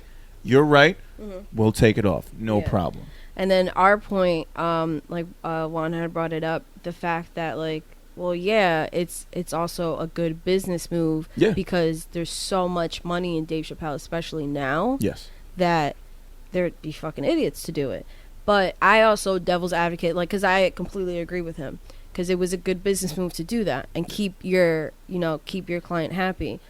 He's literally the golden child right now, Netflix right now. So, because Kevin Hart, I don't even want to waste my time watching that shit. I heard nothing but bad things. Yeah, like.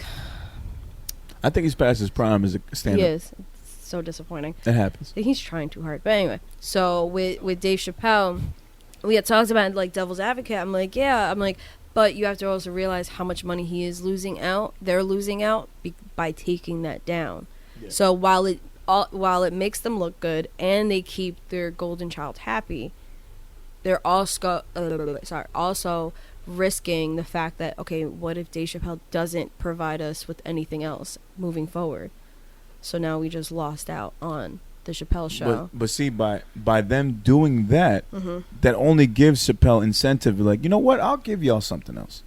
Oh yeah. So I mean, because that's good business. But they're risking it. They're risking it, like, but it's like no, I'm just devil's advocate, because I completely agree. But I just like, okay, well, the other side of it would be they're risking it because what if he doesn't give anything, or he doesn't have anything for them, and he just does like these little specials?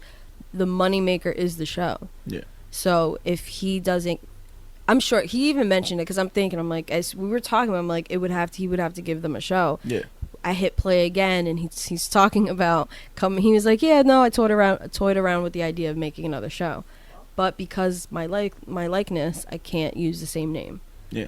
I mean, if Netflix is doing it to me and I'm Chappelle, I would feel more inclined to give y'all a show, just based off the fact that you guys went out of your way and listened to my request. The fact that he said it out loud, I think it's gonna happen. Because he could have disrespected Netflix right then and there and been like, yo, I had to curse at these niggas for 20 minutes to get them to take it off. Yeah. He didn't say that. He said like, yo, I felt bad, they respected it, and they took it off.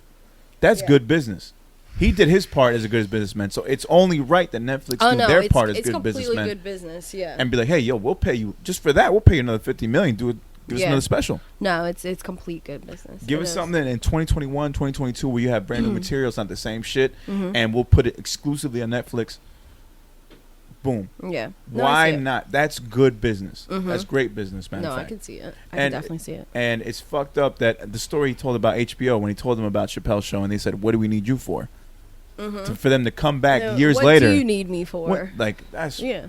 But it's kind of like what me and Juan were talking about off air. It's the same fucking shit. Yeah. You do shit for these people, they don't recognize it, and then years later, when you big, then they want to show you that love. It's also crazy. Like Viacom has fucked over so many people, and this is the second time this year. Actually, they've been throughout in and out this entire year, or at least half of it, with Nick Cannon, and then was it DC Fly Young, or I think. You know who Viacom is? Vought. Viacom is Vought. Viacom is Vought, and that's why I'm not saying shit about Viacom anymore. I really don't care. You know what? Viacom, I'm trying to figure out what they own. I feel like somehow they own us in a way. Viacom is that big. Yeah. They probably own one of these fucking platforms that we put our shit on. Definitely. So, yeah. Yeah, because it's like MTV, they got a hand with VH1, BET. Yeah. They own all the music channels. They Yeah. can decide if you won't even want to put music videos on these channels anymore, which they don't. They have a hand in with HBO. It's like mad shit. And then you look at Disney and what they own. HBO. I saw an HBO is still infographic. streaming, by the way. I saw an infographic of what Disney actually owns. Oh, it's insane. They own ESPN. All of ESPN. Anything sports related ESPN is Disney owned. Yeah. They also own part of well, that's why the package, ABC. The package was in there. Yes, ABC is definitely exactly. Disney. ABC is definitely, and ABC owns a huge part of ESPN and anything that's going on. That's why you always see ESPN, ABC, ESPN stuff together. They own so much shit. It's like when you really break down where everybody kind of like lies and shit, you realize why certain people don't say certain things. Yeah, like I remember in college, I forgot what class this was, but it's one of my like media classes.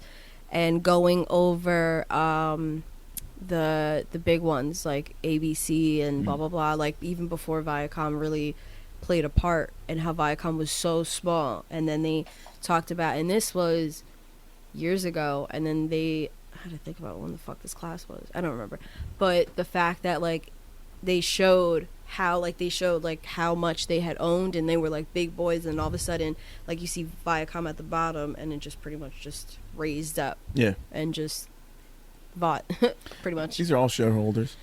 These are all just rich white people who have control of a lot of shit, who don't want to lose money and don't really look at these shows like actual people, just more like a business plan. Yeah. Yeah. Yeah, and like, fucked up. I mean, I figured something would happen with Nick Cannon soon enough because it's Viacom. I figured it would happen. Which is why Viacom didn't mind offering DC Young Fly an 8-figure contract to go ahead and host Wild 'N Out, because they don't know the culture that Wild 'N Out has created, and they don't know the impact that Nick Cannon himself as the host has provided. Nick Cannon is fucking weird. It's pointless. Yeah, it is pointless. But they think, hey, if we just give DC Fly an 8-figure contract, it can continue that shit, and we can keep getting those good ratings. Because they just want to keep buying and selling. And that just goes to show you all you fucking niggas, all you fucking rappers, artists, how much these people and these companies do not care about us, and that's why we have to remain independent. Yeah. Yeah, I think the independent route, but there's so many different, what I'm realizing is in the independent route, there's also ways to be owned. Like in this route. And it's like, no, like you really have to be independent. You got to shoot for a partnership at the end of the day. You don't want to get owned by anybody. You want to have a 50-50 partnership if you're going to do something like distribution, merchandising, anything like that. You want to make sure the company is a 50-50 thing. Yeah, with distribution, I would definitely say. But like a partnership with the label, like I think... But what are they covering? JVP kind of covered it. Where they would, Like, if I'm going to go 50-50 with the label, what do I want them covering? Distribution. Yeah, but it would have to solely be that, and not like anything with like royalties or something. Like, you don't want a percentage of my streams? Like, fuck out of here. No. Yeah, and those are fucking hard to come by. Yeah.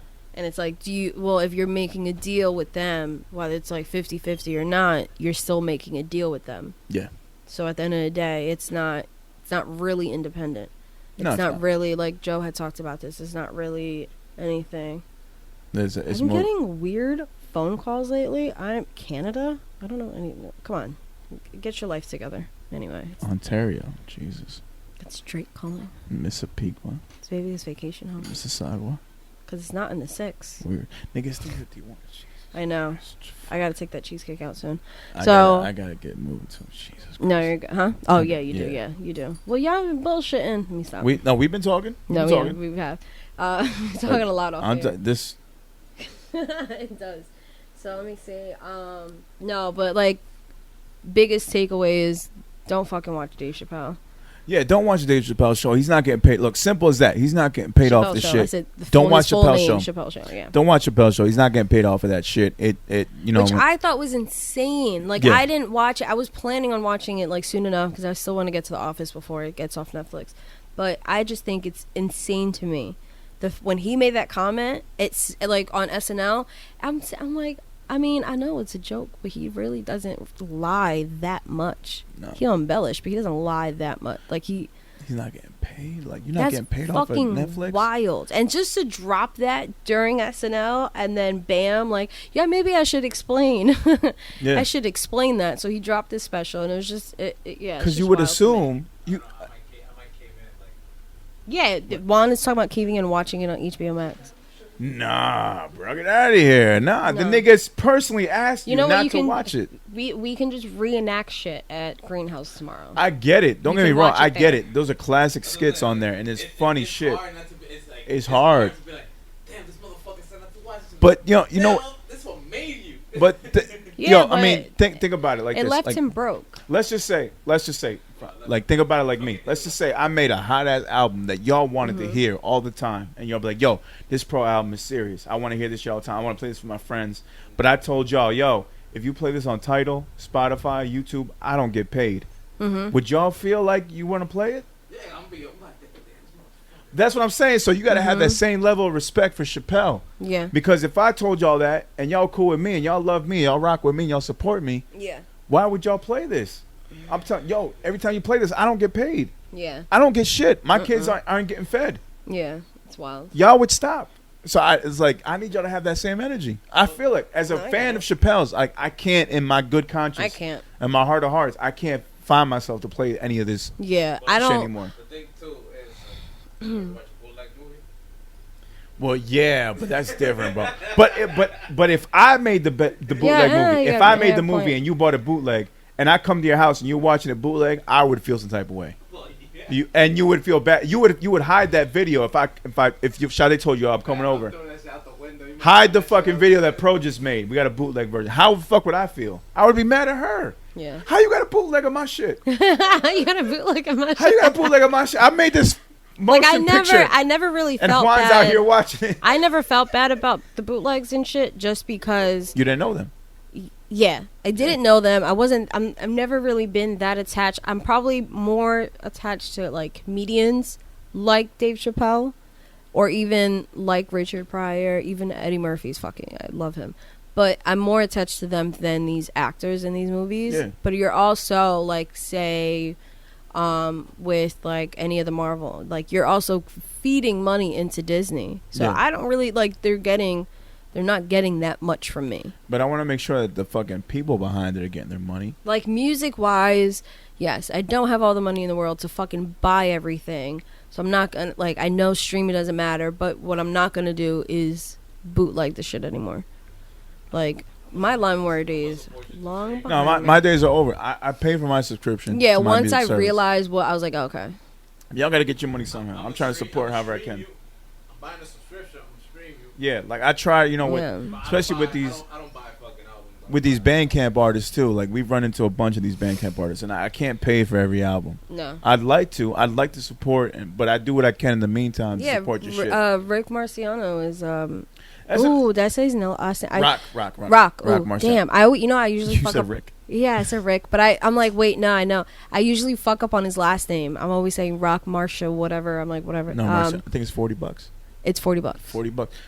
That's not bad, but it's not something that I'm gonna buy right away. I can't do. But I know people that would buy it, and they told me it's a dope album. But it's like it adds up, and it's like fuck. But that's more for the niche market. People that are like strictly rock Parks. fans. Yeah.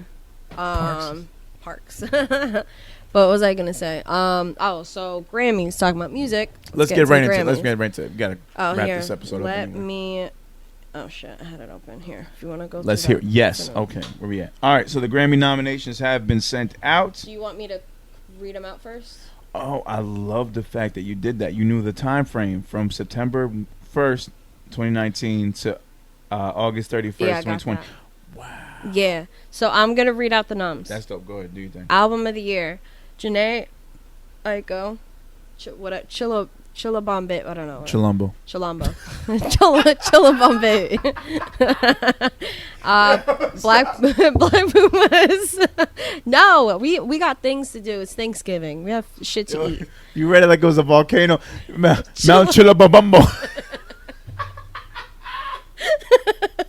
Black Pumas.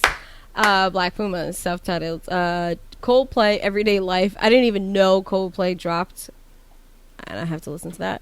Jacob, can I just not name the people that I don't know? Yeah, that's fine. Okay. Chilabombo. So Janae Aiko, Chilabombo. I'm skipping one. Coldplay, but yeah, 1, 2, 3, 4. I'm skipping 4 to go to. How do you say this bitch's name? Dua Lipa. Wait, what? Dua Lipa.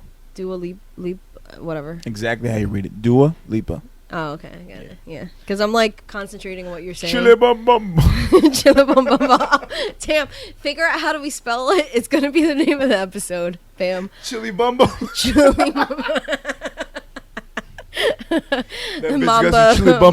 Mamba boat. I don't know. Oh, that bitch got some chilibombos over there. I hate this update on Evernote because I can't zoom anymore. I'm like, yo, I noticed that. Yo, yeah. It's so fucking Thank you. annoying. I thought I was going crazy. That's the only person. No, it's trash. It's weird. I mean, I like the update, but at the same time, that's the only trash shit. I like the fact that I can filter through my notes just off of if I know a certain like lyric off of a verse, I can just type it and it'll find it. I appreciate that. That's pretty dope. Everything else. On Evernote? Yeah. I didn't even know that. That's everything fire. else. Yeah. I mean, I always knew I could like import my MP3s into the note. Yeah. So I can write off of it, so I don't have to go back and forth from the email. Yeah, that I knew. Yeah. That was cool, but the fact that you can now filter like I know a lyric, no other note has that. I can type that lyric and it'll show up. That's fire. I can save it. That was dope. But everything else. Whack. Oh, you mean like to find it? To find it, yeah. Filter. Oh yeah, no, that's always been search there. filter. Yeah. But that's something that every fucking app should have, a search filter. Yeah, no, I like this. Back to Grammys, we got shit to do. Post Malone, Hollywood's Bleeding, and then Taylor Swift, Folklore. I'm gonna tell you right now, I haven't heard any of these albums. Janae, I heard a little bit of. Chilabombo. Chilombo. Chilombo. It's her last name. That is? Yeah, it's her last name. Yeah, it's her last name. That's all it is. That's weird. I didn't even know that. Chilabombo. It was really good. Baby. Post Malone shit was actually really good. I like that. I can see him winning. Yeah. Because white. There's one. There's mad while the white people. 1, 2, 3, 4 projects that I didn't name. Well, I mean, I did name Coldplay. And these are best albums. I didn't know Coldplay dropped some shit. Me neither. Not surprised. I don't see them winning, but it's Grammys. Who knows? All right. So I'll skip it. We're not gonna pick a winner. Fuck this. Well, let's go to the rap categories. What do they got? You got all the rap categories. 'Cause I heard there's like a melodic category this year. Yeah, record of the year. Do you want to go through that or no? Is there a hip hop act in there? There's a few. Let's go with it then. Beyonce, Black Parade. Black Pumas, Colors. I don't even know who that is. The Baby, and Roddy. Rockstar? Yeah. That's record of the year? There. Yeah. Ah, good for them. No, but like Roddy, right? Okay. Yeah, Roddy. Yeah, you got it right. You got that shit. Doja Cat, Say So. Billie Eilish. I always say Eilish. Yo, people are sleeping on how big of a year Doja Cat had. She really ended up having a good year. They tried to cancel her real quick. Yeah, they really did. Yeah. Dua Lipa. Lipa. Why did I say A? I don't know. Don't Start Now. That song. It's funny because I wouldn't have known about that song if it wasn't for IG bitches trying to change from bummy to classy in their videos. That's the song. Don't start. I'm not gonna sing it. I'm drunk. I'm not gonna sing it. But that's exactly what that song was. That song they use in their fucking videos to just go from bummy to classy, and when they throw a shoe up in the air. Yeah, that fucking song. So we have Post Malone, Circles, which is weird. I would have assumed the Post Malone, the Ozzy one. That one I can't recall, but I thought the Ozzy Osbourne one. I thought Rockstar. Is Post Malone on Rockstar? I could be wrong. No, but I think so. But there's a Post Malone song that fucking hit with Ozzy Osbourne and somebody else in there. Was it Travis? I forgot. I think it was Travis Scott. That one. You've heard the whole album. I'm imagining you've heard the whole album. That one was.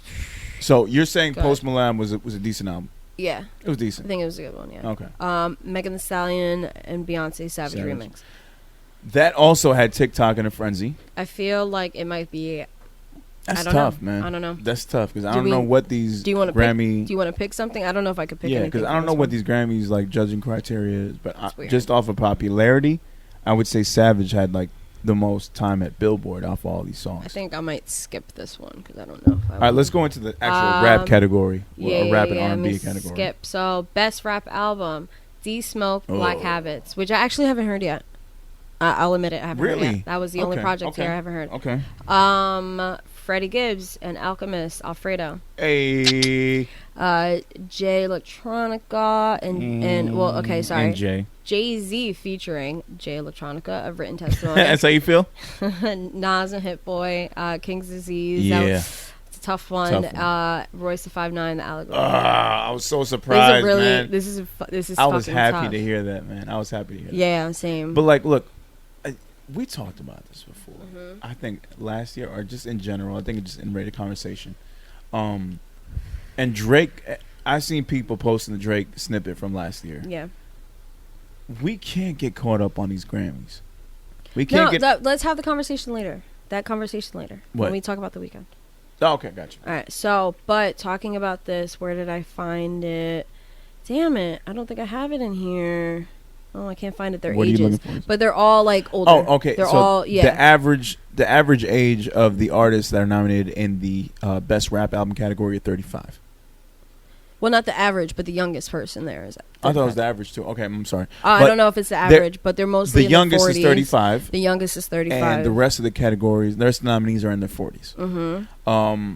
It shows a lot about how hip hop is aged, but I also will say, with every other year that we complain about who's being nominated and who's being this and that, I really do feel that Lil Baby or Roddy Ricch they should have been nominated in this category. So random person had tweeted the Grammy nominated rap album category is Mad Sus, which is suspect for those who don't know, and then DJ Mustard retweets it beyond sus. So there's so much like and Freddie got in on this. Who was it?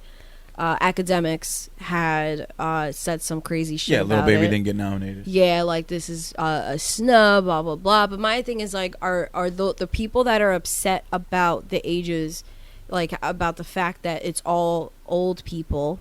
Like, I was seeing a bunch of shit, like, when I was gathering all the info. I didn't want to go straight to the Grammy site. I wanted to kind of get opinions and shit, too. I've been... a bunch of oldies. It's like, oldies? Like, what the fuck? Are you serious? The first time in a while it's been oldies. No, it's true. But are we being upset just to be upset? Like, because if none of them were on it, then it's like, damn, Alfredo should have been nominated. Damn, Allegory should have been nominated. I know off the bat, if Alfredo wasn't nominated, there would have been some backlash. Not for nothing, a Written Testimony, if you took that one out, then yeah, I can see, like, I don't know what other, unless they just nominated an extra person, like... That would have been the album that I would have taken out to put either Roddy or Lil Baby in. Because, look, I'll be honest with you. I have not heard all of Roddy's album. I have not heard all of Lil Baby's album. But I have heard that as far as albums go, these are the albums that you'd probably want in your best of the year list. Yeah. And I respect that. Because it's come from multiple people that I respect as far as their hip-hop opinion. Yeah. I know it's like, all right, this one is probably one to listen to. And I was going to listen to it by the end of the year. So I'm going to end up listening to Roddy Ricch's album and Lil Baby's album and be like, you know what? I agree. This could have been there instead of D-Smoke.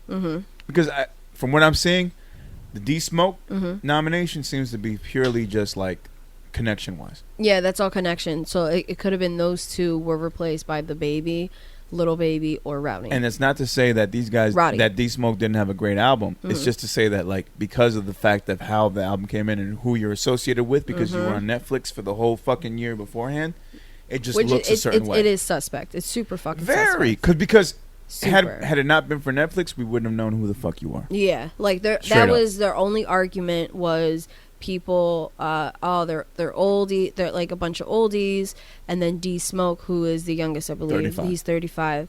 They were saying like he was crazy. Netflix. He's Sir's nephew or cousin or something. He is Sir's cousin. Yeah. So it's like, oh, like he has connections. He's like, it's kind of almost like nepotism, but also like a plant. It's definitely he's an industry plant. Yes, and I hate but to like put him in that your light. face, like industry plant in your face. Yeah. So the next category, what is best. In this? Jesus. What did we pick a new? Wait, hold on. We didn't pick. So wait, best rap album. What do you got? Can you read me the nominees? Nominaries. Wow, I'm gone. No more for you. Drink your water. So Alfredo. No, never mind. Alfredo. Without a doubt, I put my kid to sleep with that album. That is my kid's nap time album. Scotty Beam is my song that I put my kid to sleep with. All right, with. so you're. He knows that song. He smiles when he hears that song. That is my album, regardless of what happens. Damn. I'm torn between. I mean, I love Royce. I love Allegory. I just don't. I don't think. I don't think he might win. I don't think he's gonna win. Right. I don't think he's gonna win. He should win, but I don't think he's gonna win. I might go with you. I might piggyback on Alfredo because I love King's Disease. I would have to say Alfredo or Allegory, but I don't think Allegory is gonna win. I could see King's Disease being that one, like, oh, this is the year we give Nas his Grammy. True. It could have. It could be. I can see that. It is really good though. Best rap song: Little Baby, The Bigger Picture. Roddy Ricch, The Box. Drake featuring Lil Durk, Laugh Now, Cry Later. The Baby featuring Rockstar's on here too. Rockstar got a second one. Rockstar has a few noms, I think. And then Megan Thee Stallion featuring Beyonce Savage remix. I can see them giving it to Meg. No. I could also see them giving it to Lil Baby. The Bigger Picture. Yeah. All right. So it was a really good song. Like, people sleep on that song, but it's a really good song. All right, so shit. And then they introduced a new category, melodic rap. Yeah, I'm gonna get to it. Yeah. It's melodic rap performance, which is really weird. So I would say they probably had so many noms, and they were like, okay, we got to separate this somehow. I would say Rockstar or Laugh Now. Fuck. Okay, I can see that. So I'm gonna just put my name. Type it in. Yeah, and then okay, so the next one, best rap performance. I'm gonna put your name. Which I'm still trying to figure out what the fuck that means. What between performance and song? Well, like oh yeah.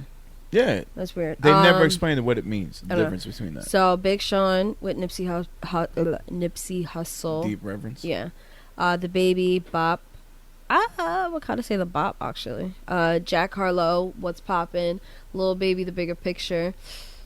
Savage again, and then Dior, Pop Smoke. Well, if I'm looking at this from a performance perspective, and I'm thinking, if I hear this song, what song's gonna have the best performance? I'm thinking Savage, because you have Beyonce and Meg. But it was never performed. Exactly, but so what are you meaning by performance? I don't know why it's there. It's weird. So I'm gonna say Bop or. This reminds me of when the MTV Video Music Awards had like the best hip hop category, and then they also had the best rap category. The fact that rap performance and the fact that there's Nipsey Hussle who was never able dead now for almost 2 years. Yeah, it's like it almost makes me feel like he would get the dead vote.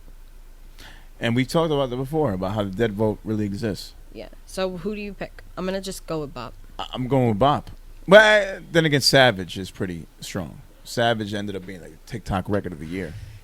Yeah, but that's record of the year. That's not best rap performance. Because we don't know what performance means. True. Best melodic rap performance. Weird. It is weird. Rockstar's on here. Laugh Now, Cry Later. Anderson .Paak, Lockdown. The Box, sorry. I would see The Box. Travis Scott, Highest in the Room. I might go with Travis. Actually. That did knock a lot, but it came out at a time where like people didn't care. What? The Highest in the Room. Like it was quoted a lot, it was played a lot, but not enough to where like people like played it everywhere. It's not about the plays though.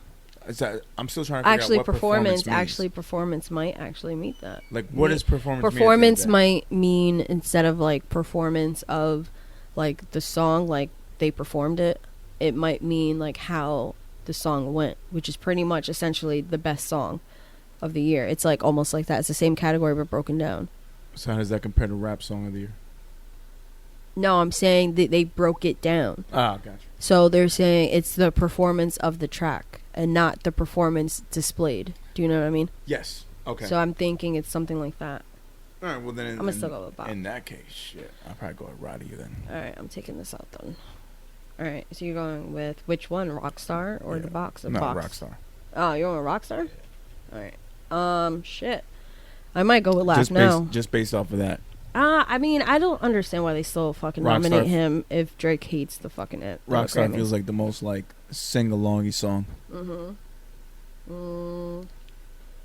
The box though. The box was like popular, but like I feel like you can sing more off of Rockstar. True. Nah, I don't know. I'm just gonna put my name down. Okay. Best rap album. Which I also have like some tweets about this one. Ant Clemens, Happy to Be Here. Giveon, wait. You said rap album. That's not rap. No, R&B. I said rap. I meant R&B. Okay. We just went through rap. Yeah, sorry, my bad. Rap, yeah. My bad. Best R&B album. Ant Clemens, Giveon, Luke James, To Feel Love, John Legend, Bigger Love, and then Gregory Porter, All Rise. I've heard none of these, but I don't know why you don't have Janae's album in there. Also, so let me see. Or Snow Allegra. So Hip Hop by the Numbers, which is amazing. Yes, Snow should have been in there. Hip Hop by the Numbers goes, no women are nominated for R&B Album of the Year for the first time in Grammy history. Average 2.4 women are nominated per year. Tiana is correct. And what they mean by Tiana is correct is y'all was better off saying best male R&B album. Yes. Because all I see is dick in this category. Right. Which is true because it's weird that there's no women in this category. I agree. When there have been amazing fucking women, talented women who have dropped projects. Tiana, the fact that Snow, and Janae alone. Janae is an album of the year, but not R&B album. Right. It's an R&B album. This goes to show you that these Grammys are fucking. That you shouldn't feel validated by winning one. Oh wait, what time is it, babe? Can you take the cheesecake out? Cheesecake. Open the oven. Turn it off. Open the oven. Please do not burn it. There you go. No, it's not. Don't say that. Almost got the pedal. Yeah. All right. Anyway, so next. Almost got the pet cast. So I don't honestly, I don't know who would win from this. Giveon, like I Take Time. I feel like it was really good. That was probably the only one I really heard. John Legend I started listening to, but I couldn't. Luke James, I wanted to get into that, never did. The other two, I don't know. I'm just picking. I'm picking Giveon just off the fact that I like his voice. Yeah. So we're gonna do tie for Giveon. He might win. He is slightly new. So best progressive R&B album. This is where Janae comes in. So she's progressive. Chilabombo is on here. Chloe and Halle. Ungodly Hour, which was really good. Free Nationals, which I had never got to. Robert, we got shit to do. Come on, Robert Glasper. Sorry, Fuck Your Feelings. Oh, actually, I did hear that. I never heard it. I fucked with that album. I only heard his shit with Dinner Party. The first and second. I fucked with that album heavily. So that's the only one I heard from that album, and then from that category. Thundercat, It Is What It Is. Oh, never mind. I heard Thundercat too. I've heard both those albums, so I'm conflicted. Then in that case, I would say either or would take it for me. I'll just put your name for both. Yeah. Those two I've never heard. My boy put me on Thundercat. His last album, I never heard it, and I ended up hearing this new one. Yeah. And I liked it. I like Thundercat. I get it now. I get what Thundercat's about. I never heard this last one though. Ungodly Hour was a good project, but I don't know. I think maybe they're too new. Thundercat's got a song that's being played all over TikTok. What? Yes, you have to take it out. Huh? There's a mitt that's like right by the sink. Sorry. Okay, use a towel. I just don't want it to burn. Giving me fucking agita right now. Just use your head. Why am I with a Dominican? I can't. Anyway, oh my god, that cheesecake's gonna burn. What is it called? I'm gonna go with Chilabombo. All right, so best R&B song. Chilaboo. Chilaboo boo boo. Chilabombo. Oh, that was actually close. that was the closest I actually got to it. Chilabombo. Bo. Best R&B song. Robert Glasper. Her. Glasper. Yeah, Glasper. Okay, is that her? Her and Michelle. I don't know. I'm sorry. Your last name is. I can't do it. I actually like that way of spelling Michelle. Michelle.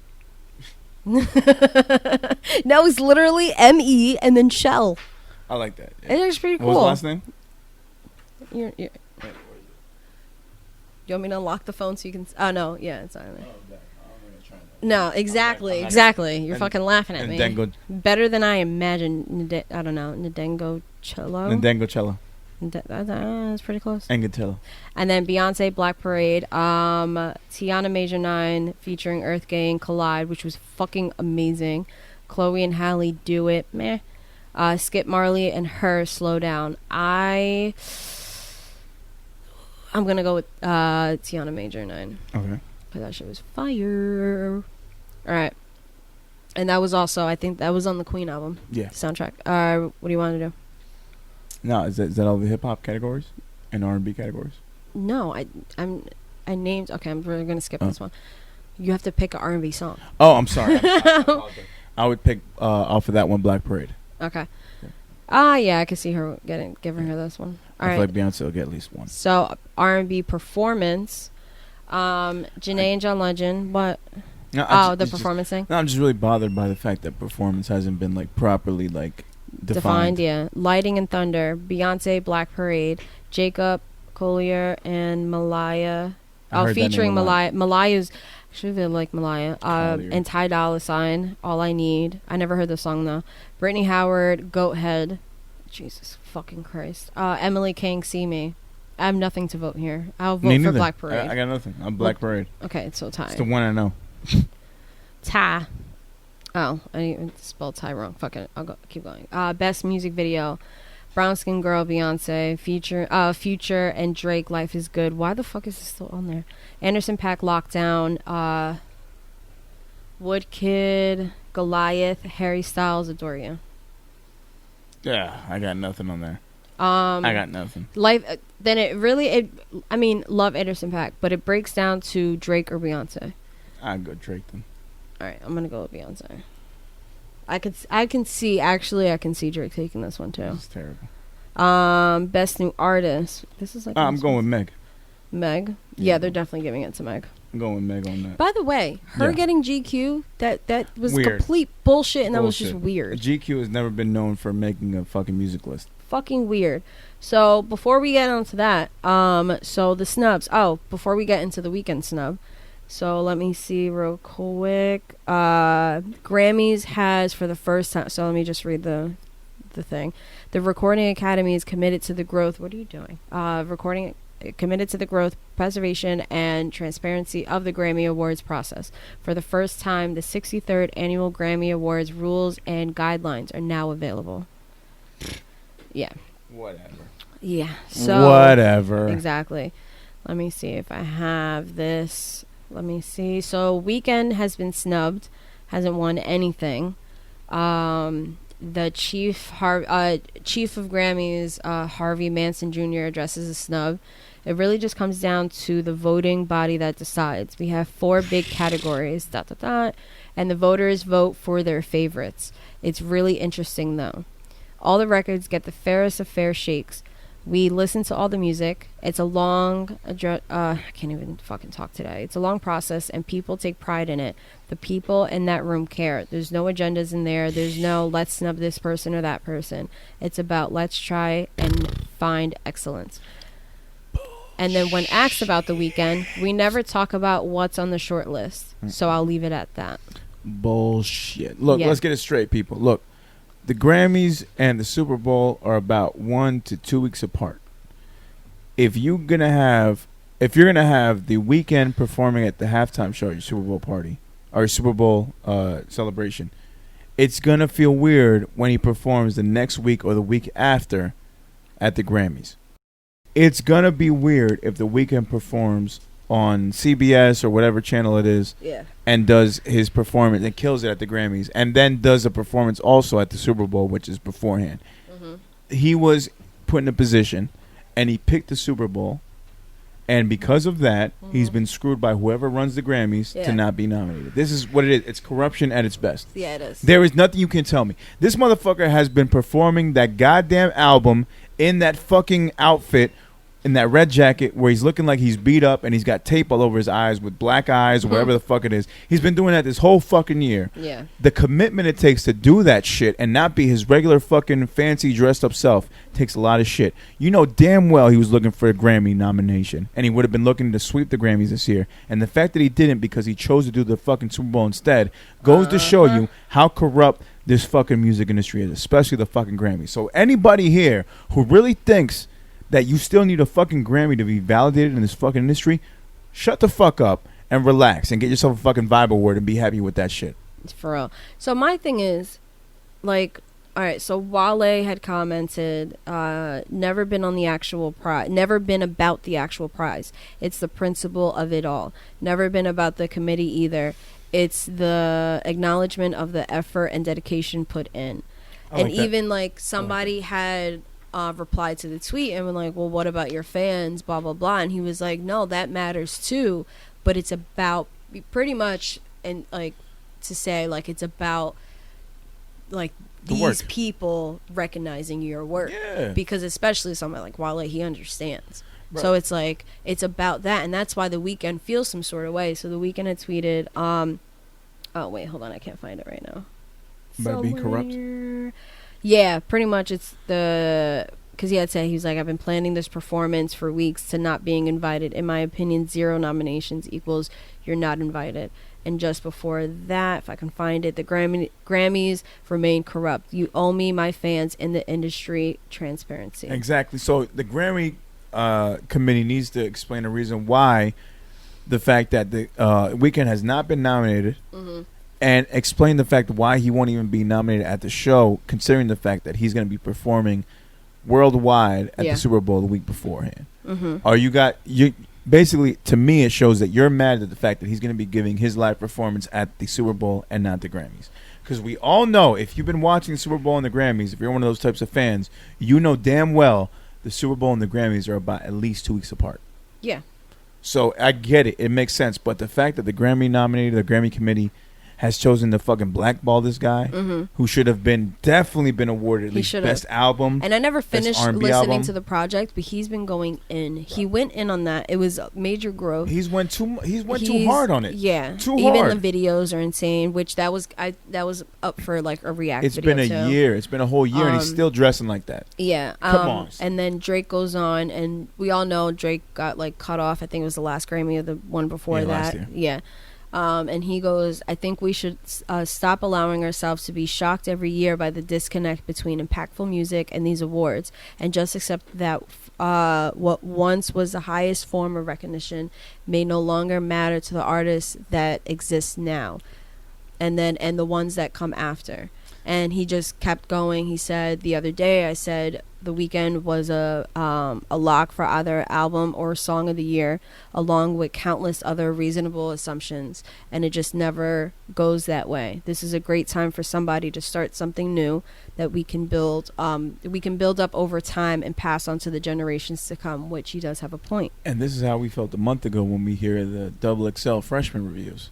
Yeah. Like, this is the same exact thing. Like, yo, you guys don't have to give all this attention and notoriety to these fucking magazines that started some fucking freshman list. You guys can make your own and make your own picks and selections for who you think should be the new crop of like new rappers out. Yeah. Like, just because XXL was big as fuck 10, 15 years ago does not mean they're the same now. Yeah. You don't got to live and die by their fucking critiques. Yeah. So this is when I forgot to mention this earlier when we were talking about the rap album shit. Complex had a headline: "The Grammys got black music wrong again. Why give them power?" And the article was pretty Shut up, much about context. was pretty much about, well, it's funny, I actually almost wrote for them. It's almost about it was pretty much about The Weeknd, but to me it's like what I said before, the like being mad for the sake of just being mad, like you just wanted to be upset. Like I understand like Lil Baby, The Baby, like shit like that. It's like, yeah, they kind of got snubbed for it. Yeah, I get it. And Roddy they did kind of get snubbed for it, but they're also in other categories. Yeah, cool. Now you have like D-Smoke, definitely that's bullshit, complete bullshit. I get it. Written Testimony, as good as it was, because it was a good project, it wasn't horrible. It wasn't Grammy worthy. No, it's not. But then you have like Meg is in Best New Artist. Well, that I can see. Yeah, that I can see, but at the same time, should she win it? That's a different story. Yeah. So I just feel like, are we just getting mad just for the sake of being mad? We just gotta stop giving these fucking Grammy. These award shows so validation. Much weight. Yeah, and like so much like emotional like turmoil over it. Don't get me wrong, I get it. When I was a kid and I saw like Lauryn Hill, that picture of Lauryn Hill holding like 6 Grammys. Mm-hmm. You know, and doing those that those was interviews. back when it was good though. Right. And as a kid, you feel like, yo, my career as a musician is not complete until I have that same moment. Yeah. That's what you live for, and that's what you strive for as you're growing up. And that's what a lot of them strive for. Yeah, but now that I've seen what this shit really is, I could give less than a fuck. But I know it's a bunch of I know a You're bunch of like artists that are like 10 years younger than me that still feel like the Grammy shit is like the ultimate symbol of we like have mutual success. Friends that like strive, that pretty much that like want that Grammy nomination, that want a Grammy nom, and it's I'm like, yo, I'm not mad at you for that, but you need to know this ain't the end all be all. Like, you can be fine without this. Like when they nominated Kalani's tape, which wasn't really a mixtape. Bitch, you call it a mixtape. That was not a mixtape. Just like Meg's new album, her debut album, which was technically the last album. They said it was a debut, but it's not a debut because it's a mixtape. It's all very fucking weird. And now her new album is like a debut. I'm sorry, there's no such thing as mixtapes. If you're underground, maybe when you're pulling YouTube videos, like for beats and shit, you have full on producers. Like, get the fuck, you're at a label and you're whatever. Yeah, cut the shit. Yeah, those lines have been blurred.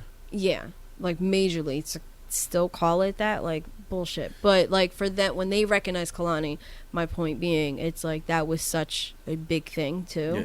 And it's like, okay, they're not horrible, but like there's people that are getting recognized. So, but yeah, that was the Grammys. That was the Grammys.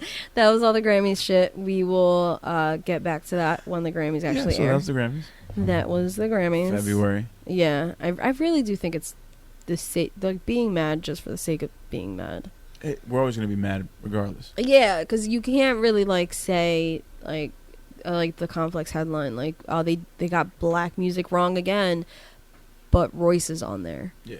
But like, Freddie Gibbs is on there. Like, you can't really be that upset. Like, it's like all these years we've seen like the young newer hip hop get nominated, and we'd be like, yo, real hip hop's not being represented. Yeah, like and The Weeknd should be, but yeah. And now that we feel like, yo, real hip hop is being represented with Nas, Freddie, and Royce, it's still not good enough because Nas we don't have any of the young hip hop on there.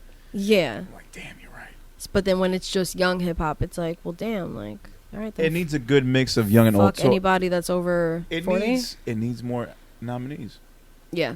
I think that's what it comes down to. Or just, no nepotism. I'm not mad at the average age being, past the mid-30s. Mm-hmm. I'm not mad at that. Yeah. I'm mad at the fact that we chose this year to ignore the greatness of what some of the younger hip-hop stars have done, which is Roddy and Lil Baby. As far as me, I feel like those two have, like, represented what hip-hop can still be from a younger demographic. Yeah.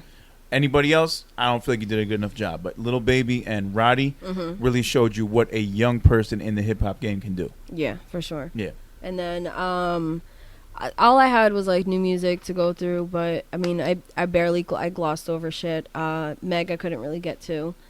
I couldn't get through it. I didn't. Once I heard that body yaddy yaddy crap, I was kind of thrown off. I mean, it's not music that's made for somebody like me because I'm not in. Me neither. Yeah, like I mean, I'll turn up, but like it's not like I'm gonna listen to it. And I'm not at the club all the time. Yeah, but I was listening to the See the Thing Is podcast, and they made a comment about the fact that she talks so personally, like on social media, but none of it was was brought over to the music, which seems like there is a little bit of a disconnect. But they all had, I think, they all had different, like one played devil's advocate, but the three of them pretty much had different opinions about it. Because one of them was like, well, no, like it's called Good News, so she doesn't want to bring any of that into it.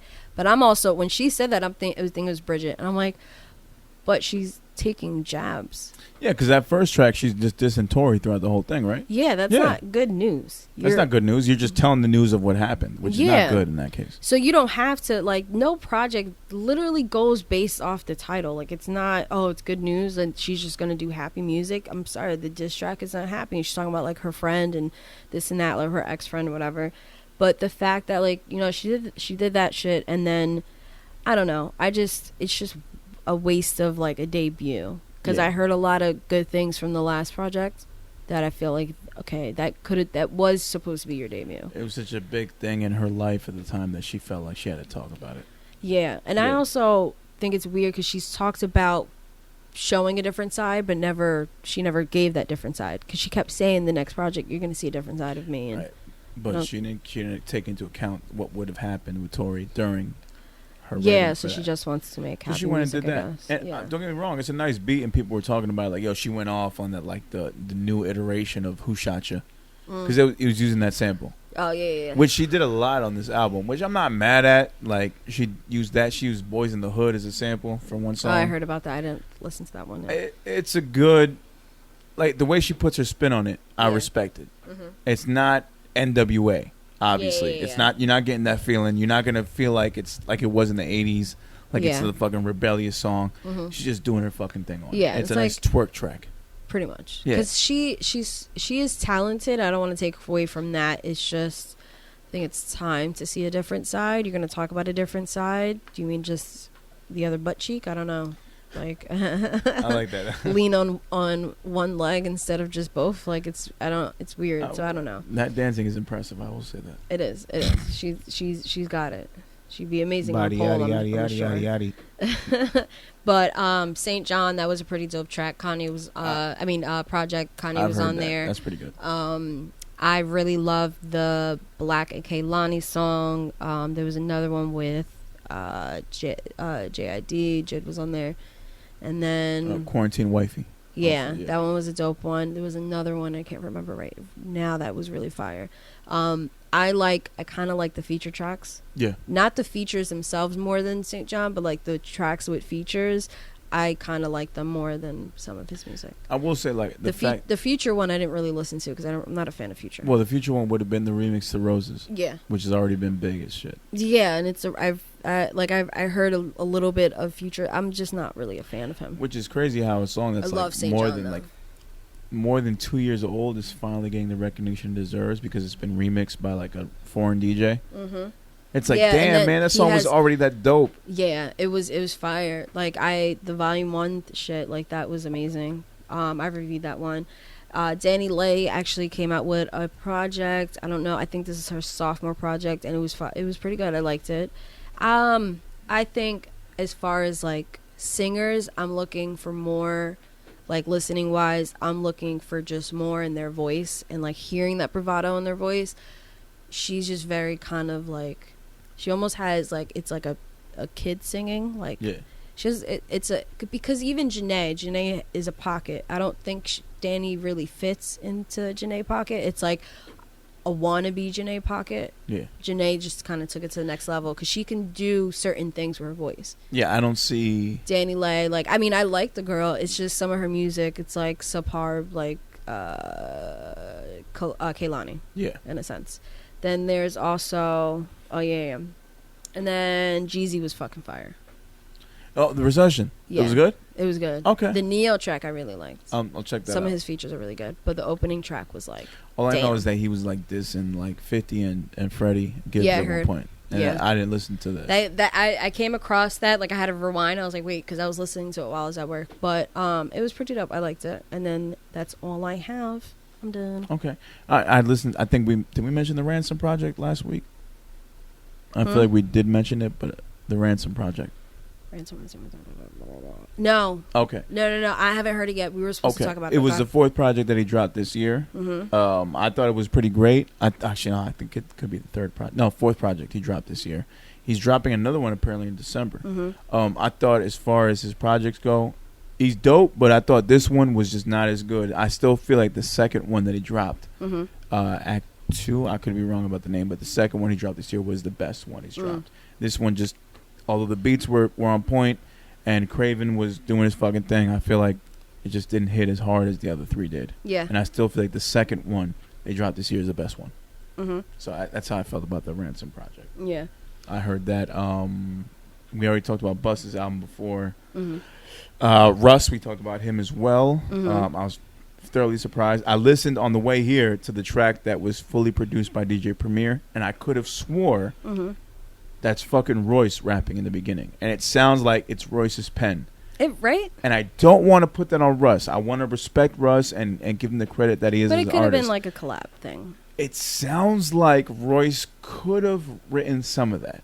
I'm going to listen back. Yeah, it didn't sound... The track's called Inside Job. Yeah, it didn't it's in the sound... middle. I know which one you're talking about. It didn't... I know which part, because when I heard it, I had to, like, run it back. It sounds like Royce. Because it doesn't... it didn't really sound... I've been listening to Russ for a long time. It didn't really sound like Russ like that. So I was just like, ooh.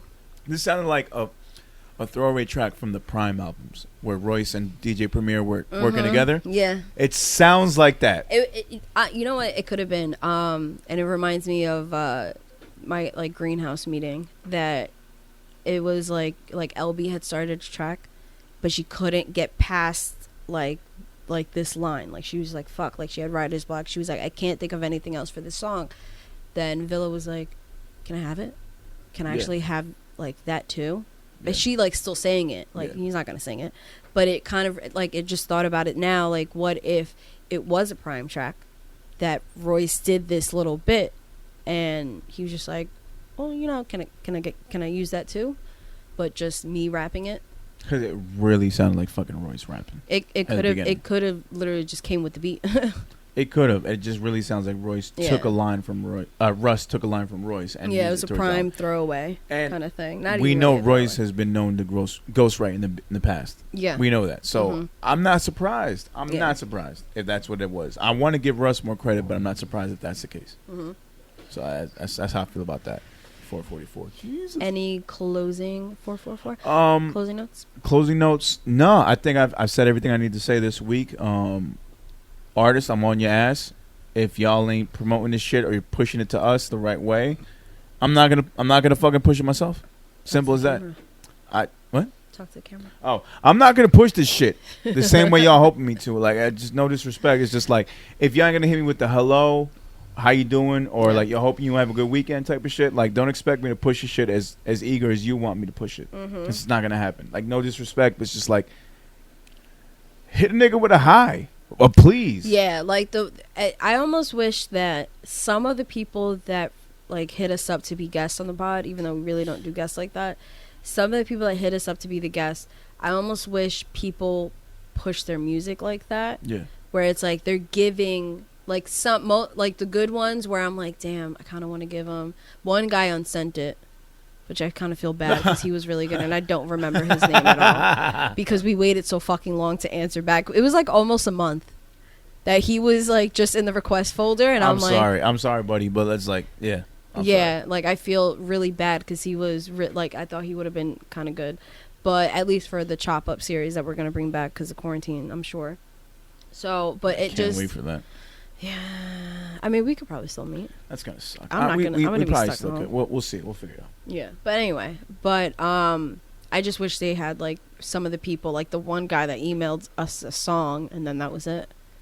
I don't get that. I don't understand. And it's I'm not gonna actually give my opinion. I'm not gonna do it. But I just wish there was some more personal connect. Yeah. Because half the time when if you don't knows, I don't know the person. Right. That's why I try to, because I know you're gonna, like, if you're gonna take care of our friends, if you're gonna be like, oh, because we have talented ass friends, but if you're gonna put on people that we actually know, then I'd rather just, all right, let me just look for people that we don't know. Right. Because, you know, and then, because it's almost like if you don't know for you. If you don't know, exactly. Yeah.